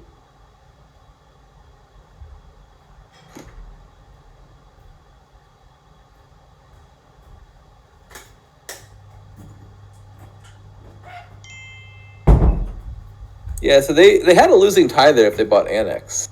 That was weirdly close in the end. Yeah, that was really odd. Okay.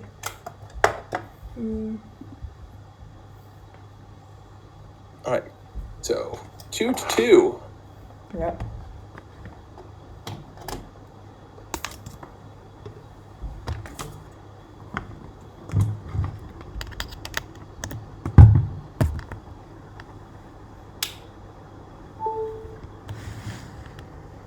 This looks substantially stronger. Yep, for sure.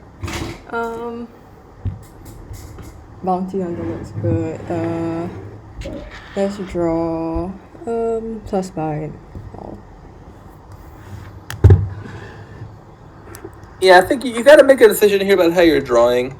I think the correct answer is Cursed Village. They like draw to X type deck where you get thin with Bounty Hunter and then you play festivals, dismantles, Cursed Villages, something like that. Yeah.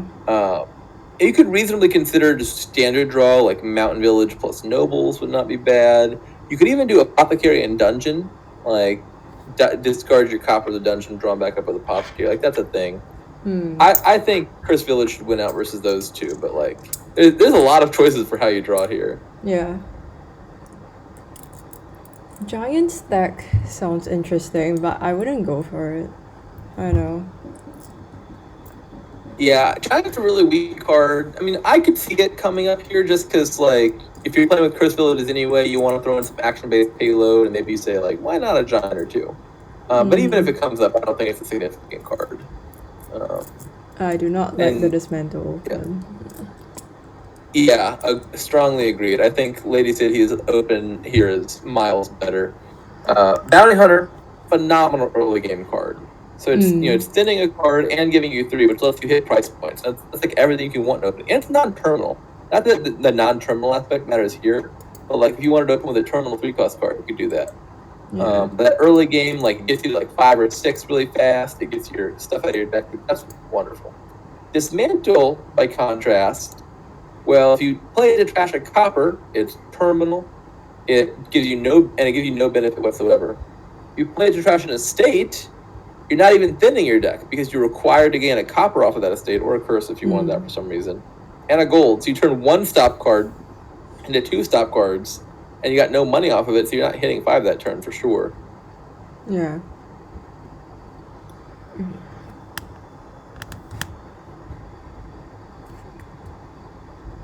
I don't like the silver buy either. Again, like I think the ideal deck here is angling towards Cursed Villages, and that does not play well with the treasures. I think I would just buy second dungeon. Yeah, I think the action cards here are way better than like getting like treasures and stock cards. Yep. But usually they are, so.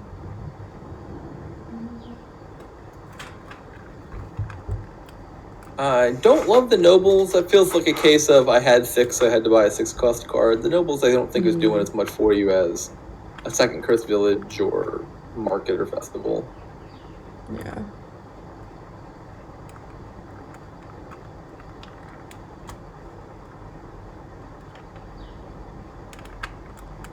So I was saying, Dismantle is terrible early in the game. It's like really bad at thinning your cards. Yeah. I think Dismantle does have a place in a lot of decks, and could see it coming up here. I would think of Dismantle as a gainer a lot more than a trasher. Like, you usually want to put a Dismantle in your deck and then have 1 or 2 golds, and then you just dismantle the gold over and over. It's like a nice little way to gain 5 cost cards. And, like, that's a viable use of Dismantle. But that's something that doesn't, like, Dismantle's not like a trasher you add to get deck control. Dismantle is like a gainer, so you add it once you've got deck control, and you think you could reliably line up the Dismantle with a gold and gain something, ideally draw back to it and play the thing again the same turn. Yep.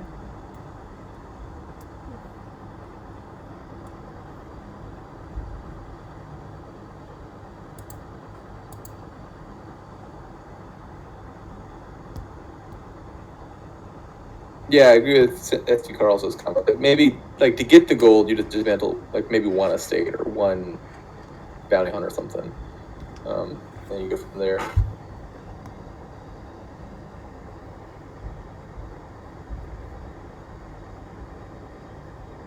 Dismantle's like Develop. I think Develop often does a lot better than Dismantle early in the game. I think it's reasonable to open with Develop a lot more often because it's much better dealing with estates. Dismantle turns estates into 2 stop cards, like a copper and a gold. Whereas Develop turns the estates into, maybe turns it into 1 silver and top decks it and helps you hit 5. Or he turns it into another Develop and lets you thin, or maybe that's some of the good 3 cost cards in the kingdom. I think Develop, because it does so much better with estates, is much more often worth considering early. Yeah.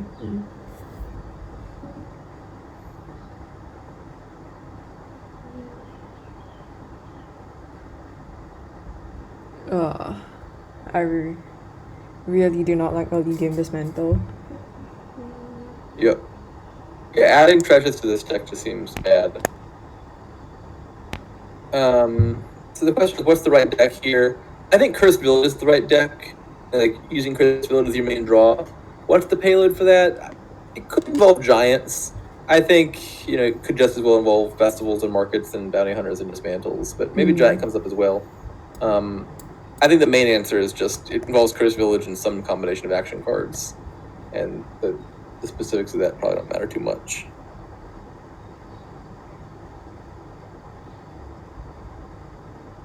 If my opponent tried to green too early, I'd probably be thinking hard about giants as a means of punishing that. But, like, I don't know why you wouldn't build big here.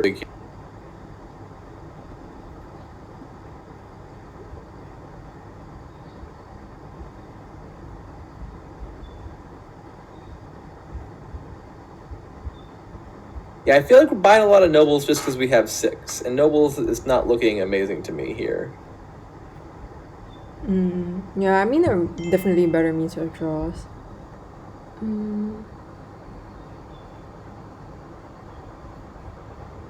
mean, it's Yeah, we decent. also only have. Oh, go ahead.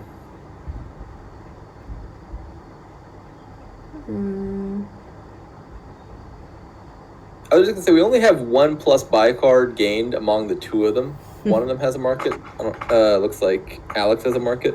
And that's obviously not good. Yeah.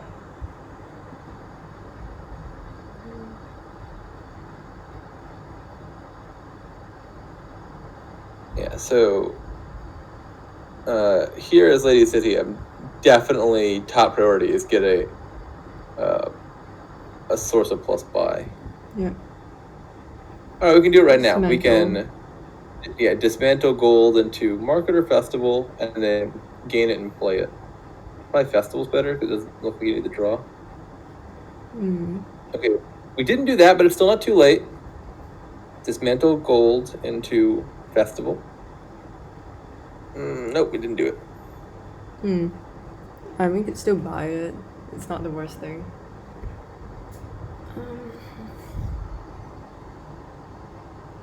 Nope, we bought more nobles. This reminds me of. Wait, sorry. I was gonna say, this reminds me of, I think it was Game 2, where Lady City had this similar problem, which is they were building more, which is the right direction to go in. It was that sculpture game, but they never added gains. They just kept buying draw, like they're doing here. And then, like, you're drawing your deck, overdrawing your deck by a lot, and then you've got nothing to show for it because your deck doesn't do anything once you get there. Yeah.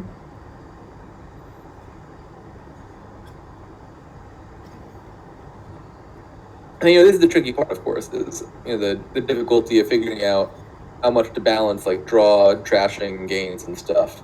Because like that tunnel game shows you can go way awry in the opposite direction. Like you just do all the gains early, and then you never get deck control. You can also go too far in the opposite direction of that, and like just get draw, never add gains, and then your deck doesn't do anything even if you do draw it. That's the balance you got to strike.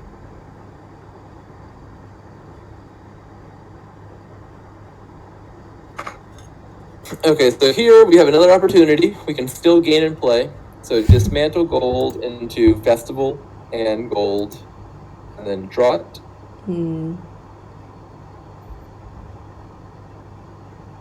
We want to draw it first with your dungeon and then with nobles.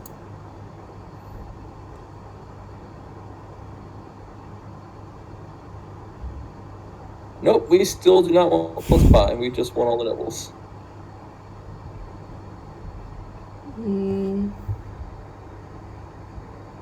I'm confused why they exiled the dungeon. They didn't need the money, right? Like, if they're just buying a singular nobles, how does exiling dungeon help them?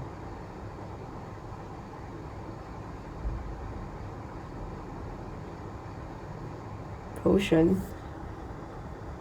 Potion? That sure is unexpected. Yeah. Yeah, I agree. It's a bit late for potions. Yeah, like, presumably if you wanted Apothecary, you'd get it very early in the game when your deck is primarily coppers, not after you've gotten rid of a lot of your coppers. Yeah. I don't think I would get Apothecary here just because like you got decent thinning, you don't need it. But if you wanted it, surely now is not the right time for it.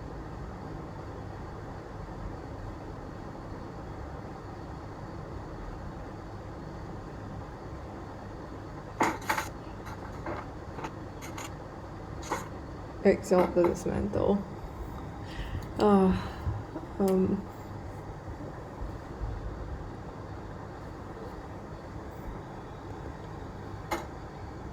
actually have no idea what they're trying to go for at this point. I'm not sure. Well, all right, we got +5. Here we go. We're getting places.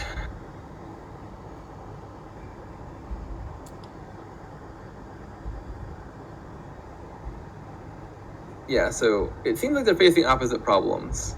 Yeah. Lady Sidhe struggling to add payload to the deck that's had deck control for a few turns. Alex still seems pretty far from deck control.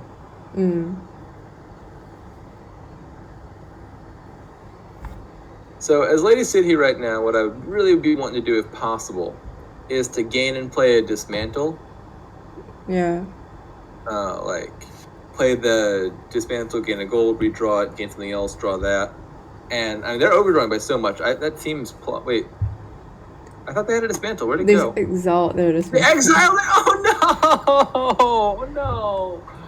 Why? That's. Oh no! Oh, get that back. Goodbye the dismantle. Oh, I don't even notice that happened.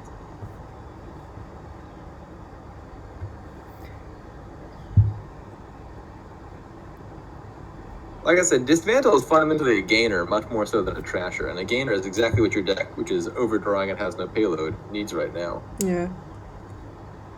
I got this potion. You gonna use it? I hope it don't. You still have quite a lot of coppers in your deck. Oh. Yeah. That might have something to do with how many coppers they've gained off of dismantle. Oh yeah. Yeah, I think Alex has taken this in a bad direction. Like I said, I thought the best direction to go in was Crest Village. Giants. But if you want to draw with nobles and Mountain Village, you still want to get rid of those coppers because they're going to clog up your deck. Alex just got 2 giants, which it would be good if they had like a thin deck, but like I don't think they can draw reliably. Yeah. I don't think Alex is 2 giants would be a reasonable buy for Lady City's deck. Like, I wouldn't buy 2 giants, but like this would be the time you'd want 2 giants. If you had Lady City's deck right now, you wanted to have more payload. Alex still doesn't have deck control, and so adding payload is not the right move. Oh, also this. Wait, what is this play order? The order's wrong. Should I played nobles for draw first? Yeah, why would you not just draw with nobles first? Hmm. It's another one of those cases of like, do the thing that gives you information first. What if this noble draws a market or something? Like, or the dungeon. Now the dungeon's doing nothing. If you drew the nobles first, you play the dungeon and then play the giant, and you'd be happy. Yeah, that play order was just very clearly incorrect.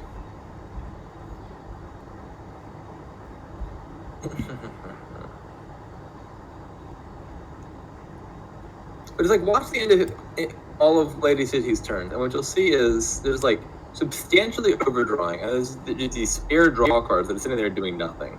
And the way you fix that is you add stuff that can gain and play mid-turn to take advantage of that extra draw. Like put a Dismantle back into your deck, and now if you're drawing extra, you can play Dismantle, gain something, use the extra to redraw whatever you just gained. You use the Dismantle, you Dismantle again, you redraw that, and now you're making full productive use of all these nobles that are otherwise just kind of sitting there. Hmm.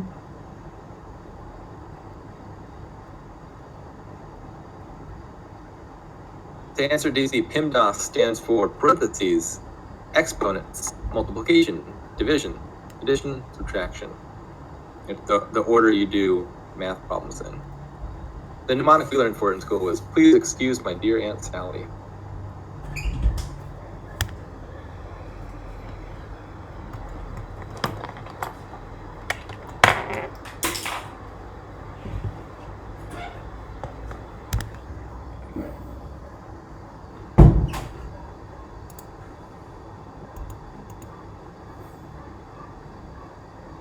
All right, so now we're on, I think, like turn 7 or so of Lady City overdrawing the deck, not being able to make use of it. Man, Dismantle would have been so nice.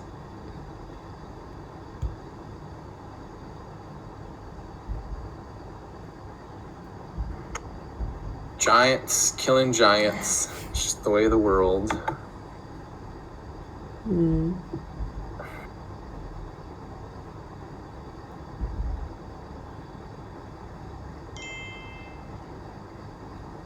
Now would be a good time to take a Dismantle. Like Dismantle Cursed Village, I think is what I would buy here. And Unexiling Dismantle. Hmm. Yeah.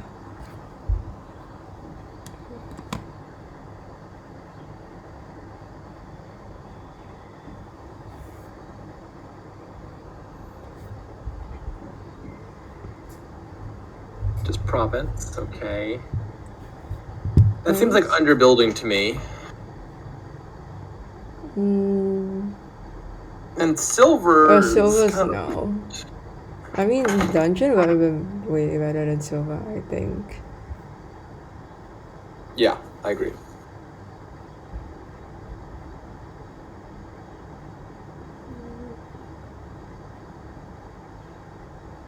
Yeah, Alex is still doing this thing where they add the payload before getting deck control. And then Lady City adds too little payload even after having deck control. Yeah. I think Lady City should win here. Obviously, the deck that does things, even if it's even less than it could, is going to be better in the long run. Hmm.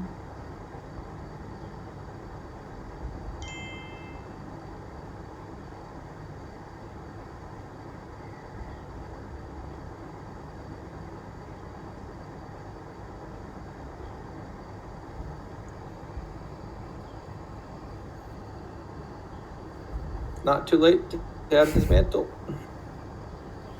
I don't really. I mean, the deck is way better than Alex's deck. Yep. But it kind of just got punished for double provincing, so. Yep. Now, granted, even this hand, well, I know, I looked at this hand is still a province, but that would have been mistaken. Yeah, this hand's just not good.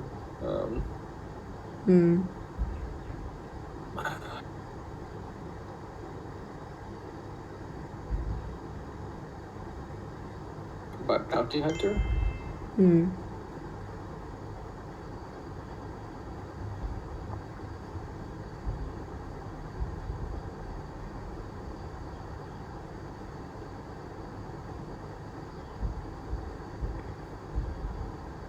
So I don't think Lady City needs to buy points here. Like you could buy Duchy if you wanted.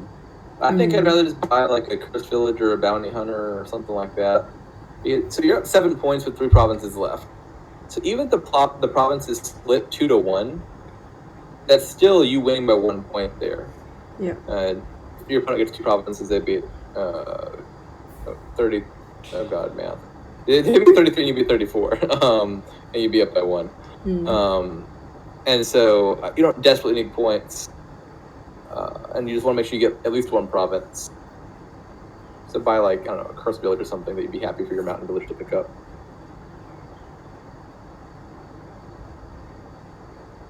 Maybe a market. Specifics don't matter too much.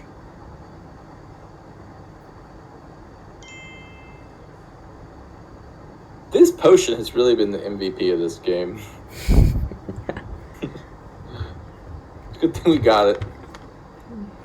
It's not functional, but it's stylish. It's got nice art.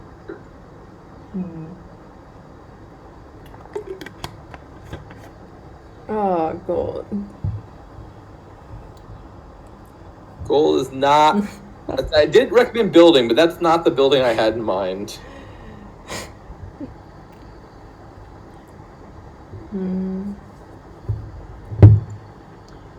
Looks like we just barely missed 8 here. Yeah. I mean, I guess I would draw the nobles, because I really want that anti-penultimate province.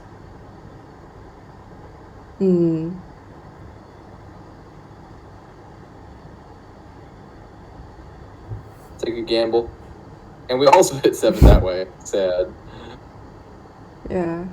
Yeah, that was very much not what you wanted to draw. They drew a Mountain Village and a nobles on the top of the deck. This is a province, though, in hand for Alex. Not that it's likely to matter, I think. City gets 1 more real turn, and that should be enough to end the game. Well, functionally speaking, but putting it out of reach. Yep.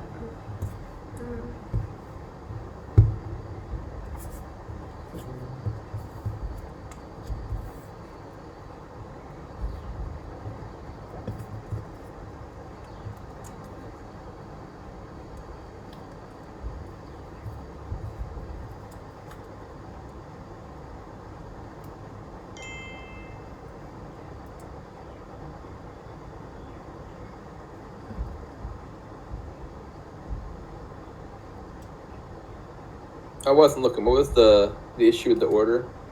I think was it maybe playing the Giants before the Cursed Village or something?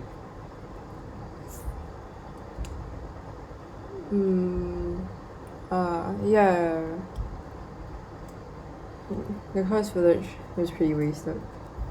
But I think it's fine. They're still overdrawing somehow. So. Lady City's making sure nobody gets to play with Dismantle this game.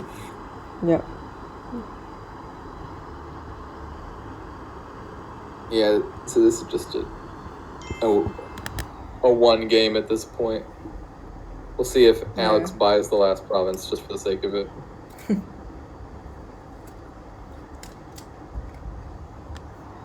I don't think we're at half VP yet. Because you have to factor in that, technically speaking, Alex could get 10 curses with Giants. But yes, for all intents and purposes, it is over. Unless Lady City passed, like, 15 turns in a row. Yeah. But Alex is not going down easy. We're going to be dragged into Game 6, kicking and screaming. Yep.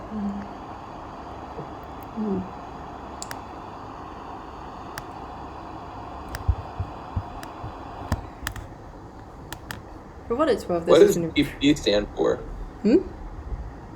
I was asking in the chat, what does GP stand for? I assume VP.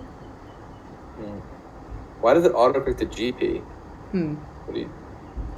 That's the gold point.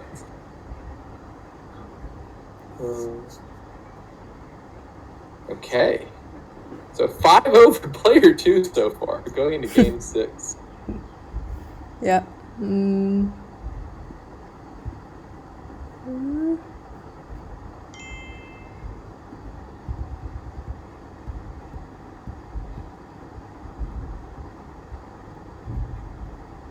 Do they mean that was the last game, or do they mean we're going into the last game? I'm pretty sure there's still one more game. You would be correct about that. I'm wondering, yeah, so Alex is also correct about that. Yep. I'm not sure if Lady City miscounted, or what they meant to, like what they were trying to imply with, oh, this game we're about to start will be the last game. Maybe that's what they were trying to say.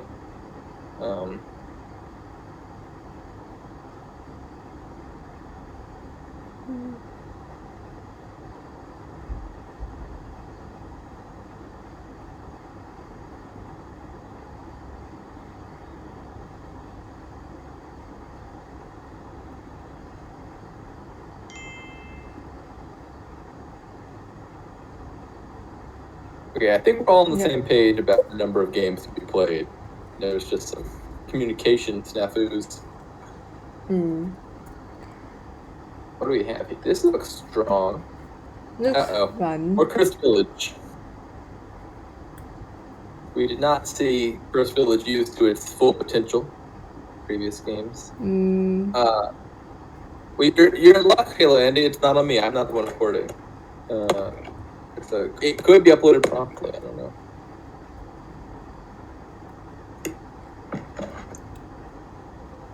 Yeah, Artificer vs. Cursed Village looks really good here. Yeah, I agree. Artificer, Cursed Village, Bridge Troll, and I guess Ratcatcher for something seem like the important things to click on. Yeah. Eventually, you get to this point where like you get enough Bridge Trolls to play, and then your Artificer just gains you random cards without even having to discard because everything costs 0. So how do we open? I really don't want to add more treasure than necessary because that's not the direction the game is going in. Well, you could be really lucky and just have the 2/5. Just open 2/5. Well, the 3/4, I'm thinking maybe like Sage Monument. This might be a good case for just like opening Monument just because like what else are you buying? Yeah. Silver. It's way better than silver, so. I definitely want a lot of Sages, because Sage actually gets really awkward later in the game when you have a bunch of Bridge Trolls in play, and then everything costs less than 3, and Sage just finds nothing. But one Sage early on seems good for sifting.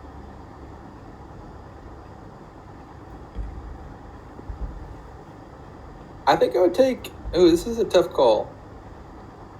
Normally I would think Artificer in your first 5 is really good. If you're like deliberating between 2 5s and one of them's Artificer, it does this nice thing where you buy Artificer and then it can top deck the other 5 for you. But if you maybe line it up with Ratcatcher, well, now you've only got 4 cards in your hand, and maybe you can't gain a 5 off of it.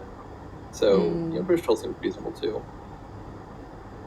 Yeah, I think this is fine. Go with Young Witch. I don't think that's the move at all.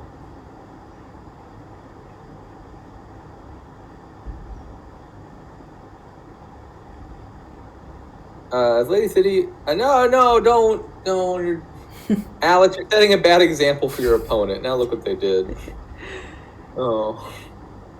I think either of the 2s there look good for Lady City. You could buy Vagrant just for the chance of blocking Young Witch, or Ratcatcher for dealing with the curses. I think I would go the Ratcatcher. Yeah, Ratcatcher seems better, I think. Oh, no. Uh-oh. We got a treasure map alert.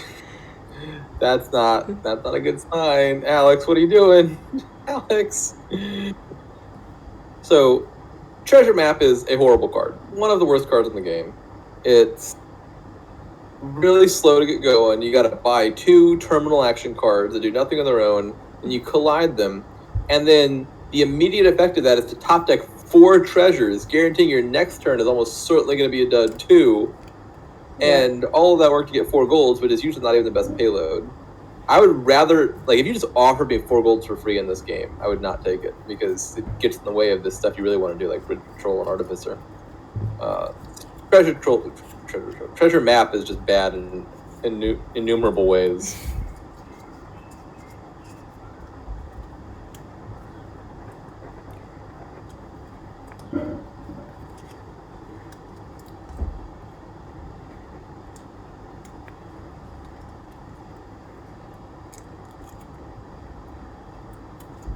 Blocked by the Vagrant.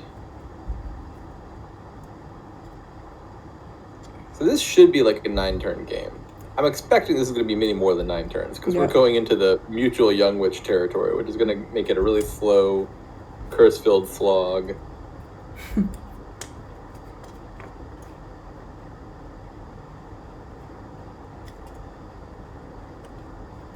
Yeah, to answer Baja Blast, Kiln just looks bad to me.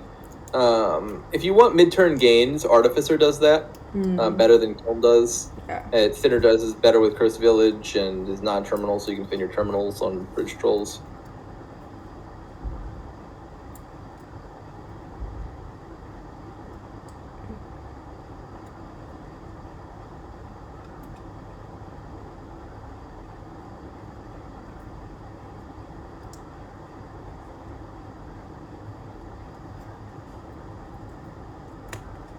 I don't know, Cursed Village here, I think. Yeah. Like, I think you want a bunch of rat catchers now if we're going into Young Witch territory. And Cursed Village rat catcher synergizes really well. You call the rat catchers at the start of the turn, get a tiny hand, and then Cursed Village draws you like 5 cards. I don't like the idea of Artificers the first 5. Just because like there's no way to draw back afterwards. Yep. I don't like the silver. Silver's not a good card for these decks. I just realized that Alex only has 1 treasure map. The optimal number. I mean, now they have 2. I wanted to say how silly it was to get 1 treasure map, but I realized like that's honestly a better number of treasure maps to have in this particular game than 2 treasure maps. Because like, I don't want the golds. I don't want a second treasure map. But now we're going for the golds.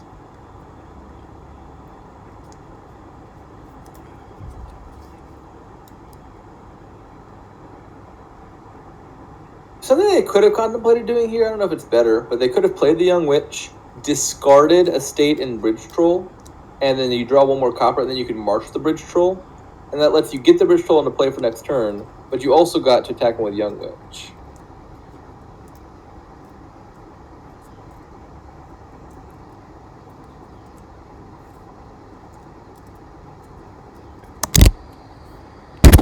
Oh, it seems Moyo beat me to that suggestion in chat. The 5s look great here. Yeah, I want Cursed Village. Yeah, Cursed Village seems good to me. I endorse it. And just another rat catcher. Yeah, I would take rat catcher over Vagrant. I mean, Vagrant's not bad either. It blocks the Young Witch, but I think rat catcher is more effective at that. I do not like the Bandit camp, not one bit.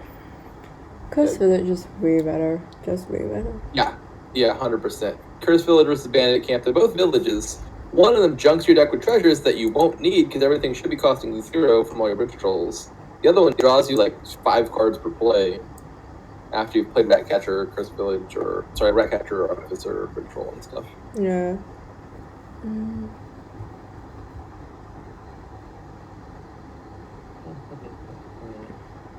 Oh, they could activate it here. Yeah, they could. They could have marched. Oh no.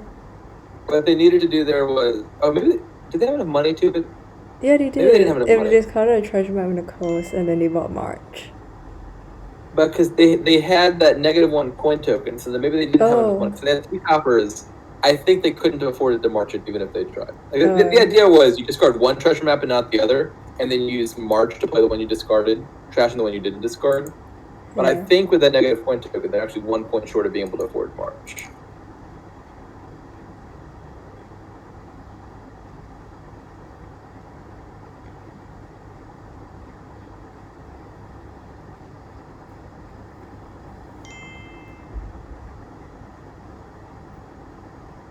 Yeah, treasure map's not going to win. Who could have seen that coming?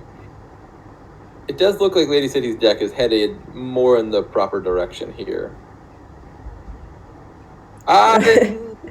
Well, maybe not. No, I was just saying that your deck was doing the right thing, and then you went and bought a bandit camp. They bought March from nothing.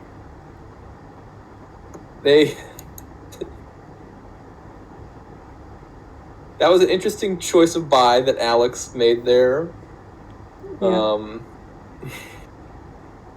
They learned that their discard pile is just a curse.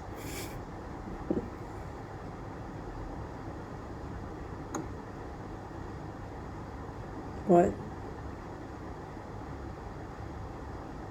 Why? Why would you leave the bandit camp there? Yeah, oops.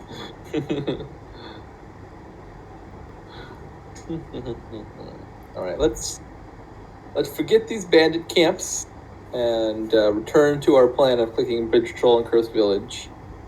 Yeah. Ideally, the Artificers in there too, but if we get two of the three, I'll count that as a win.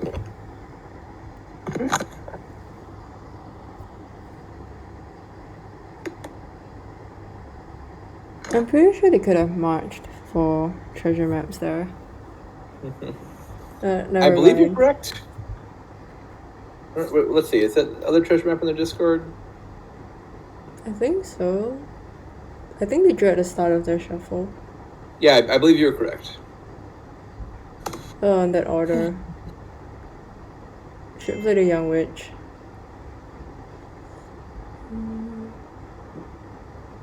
Why are we discarding the coppers? I have no idea. I don't understand.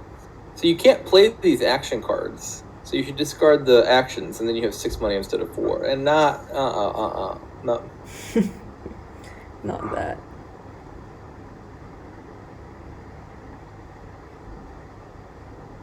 I would have gotten another Cursed Village, honestly. Yeah. More Cursed Villages, more Bridge Trolls, more Artificers.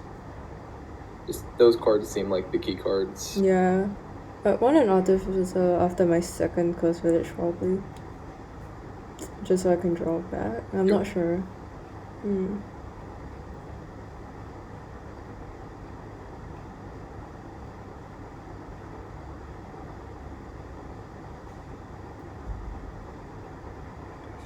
I would like to point out that the first treasure map was gained on turn 3. We are now on turn 13. It's not yet popped. This could be the turn, though.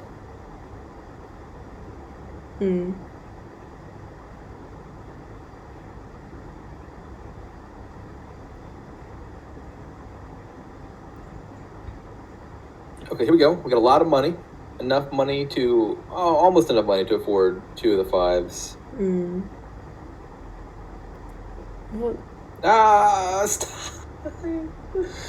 I don't know what I'm going to do here. Could I just save the spoils, honestly? These bandit camps are basically golds at this point. Like, if you don't need the village effect, which they don't, because they have like 1 terminal in their whole deck, you're just getting a spoils every turn, which is like having same thing as having gold in your deck. And well, see game 2, whichever game I ranted about how terrible gold is. That applies to these bandit camp buys.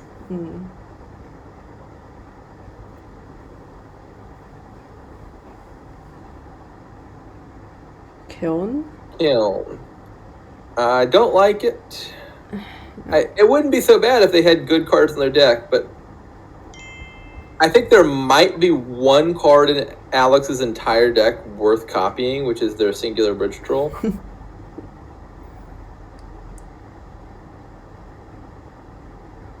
Yes, DZ, you in fact are.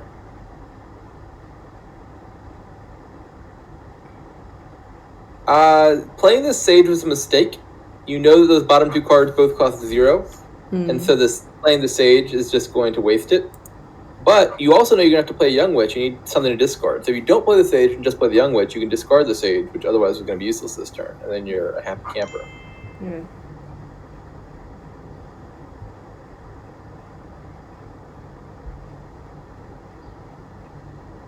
All right. Bridge Troll, good. Cursed Village? Nope.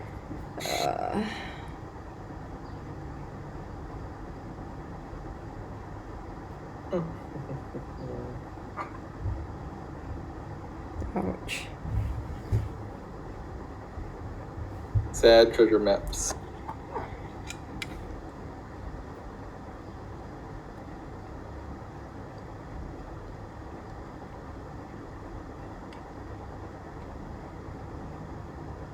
Play this Sage now before we end up in the same situation again. Sage. This is your last. Nope. Okay. We've crossed the Rubicon. Nope. We waited until there are only spoils in the deck. Again. This just happened last turn. You know, they say, fool me once, shame on you. Fool me twice, don't get fooled again.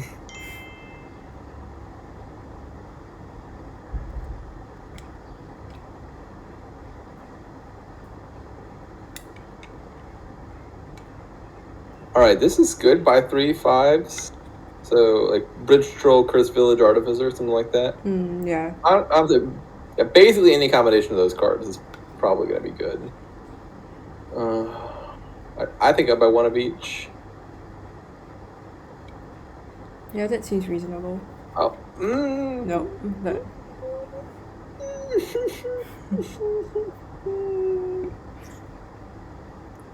well... You got 2 buys left to redeem yourself.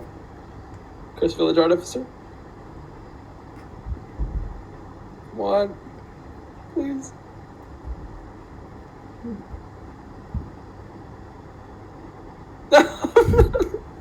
No. Alright, the third buy. Alright, we're 1 for 3, Curse Village. We'll take it.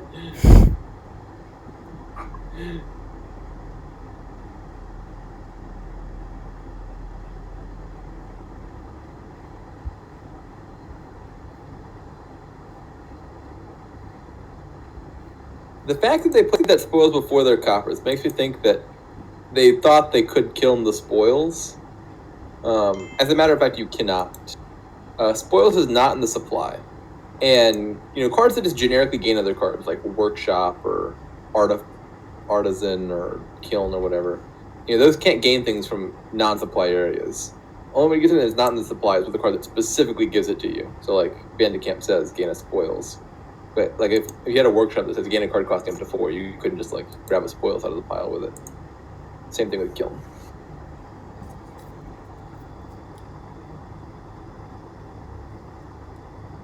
Okay, so order here, Bandit Camp, then Bridge Troll, then Troll. Okay, here we go. That was a good order. All right, we figured it out. 3rd time's the charm. They played the Sage before triggering the shuffle, and they did not. I think they just triggered a shuffle with like 3 spoils, as in 4 spoils. You would be correct about that. And there's no reason whatsoever to be getting provinces right now. Your deck was starting to get close to coming together. It has now moved further apart. Again, this should have just been like 3 more of Artificer, Bridge Troll, Curse Village in some combination. And oh wow.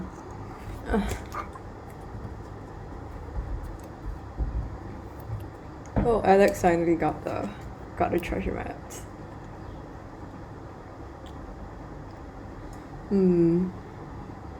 So I was looking at their ban and dislike lists. Yeah. And so they got one of them banned Possession. Great choice. Possession is a nightmare of rules confusion. I recommend banning it. Besides that, there's nothing else banned, but one of them dislikes Knights and Mountain Pass. I have Mountain Pass on my dislike. What's wrong with Mountain Pass? It feels so like inconsequential to me. Like I don't like it. I couldn't hate it either, just because it ends up like mattering so little. It's just like bit 12 of them pass. It's like, I don't know. There's nothing much to think about.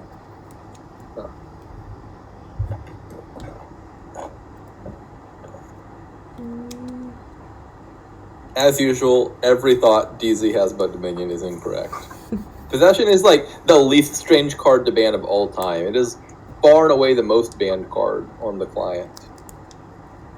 I think the distant number 2 is Swindler. Every game I play with Swindler, I'm like, I'm going to ban this, but I don't end up banning it. I hate Swindler. I hate Swindler with a burning passion. I would rather play with, like, Possession I keep banned just because it's confusing as all get out. I don't know how it works. There's a monstrous list of weird interactions. And just like it's not worth it to learn how that card works for a card that's not all that fun. Swindler I banned because it's just like a nightmare of evilness and misery to play with. Yeah. And I think the trifecta of nasty cards is rounded out with Mountebank. Mountebank is the other one that's just like, yeah. Mountebank's just plain annoying. Yeah. Mountebank game, like you just see it in the kingdom, you're like, this kingdom is going nowhere.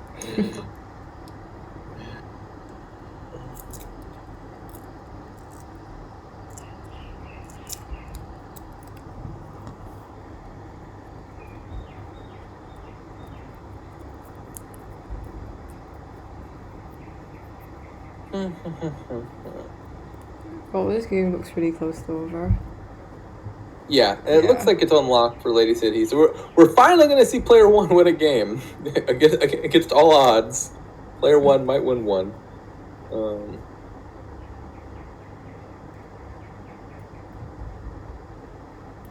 Is that really the first time Lady Sidhe got a curse this entire game? How did that even happen? So Alex opened with a Young Witch. But Lady Sidhe had already bought a Vagrant by that point and blocked it. So these Vagrants have just been incredibly helpful. Yeah.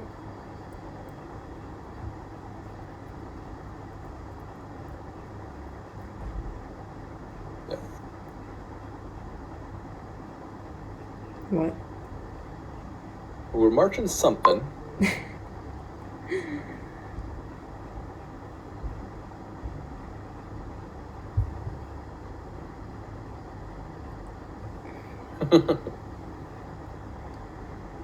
More treasure maps.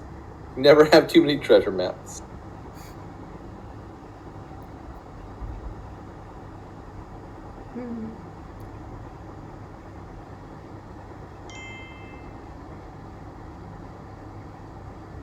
I agree with your assessment, Alex. No, that order.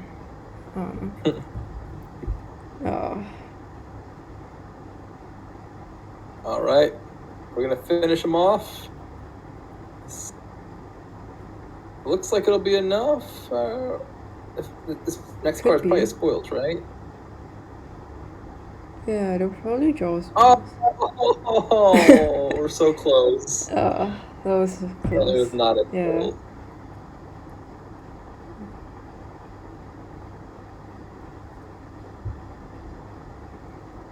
It's important to take that last bandit camp. That was crucial. Just the knife driven into my heart was not in there quite far enough yet.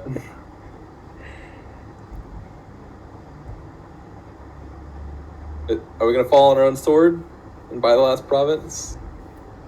Go out on our own terms? Nope. We're gonna fight to the bitter end. This is like that scene from Monty Python and the Holy Grail where the Black Knights only got like one limb left and is still demanding battle.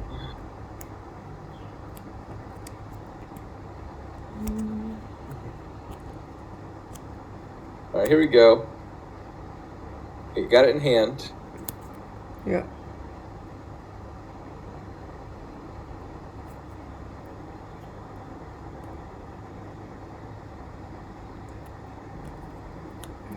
We got more than it in hand. Mm-hmm. Yeah, buy the last curse. That's the truly stylish way to win. I concur with Baja Blast. Buying province is the pedestrian finish. Buying curse is the gentleman's finale. All right, well, that's the match. Yep. Good commentating with you. Thanks for commentating. Peace, everybody.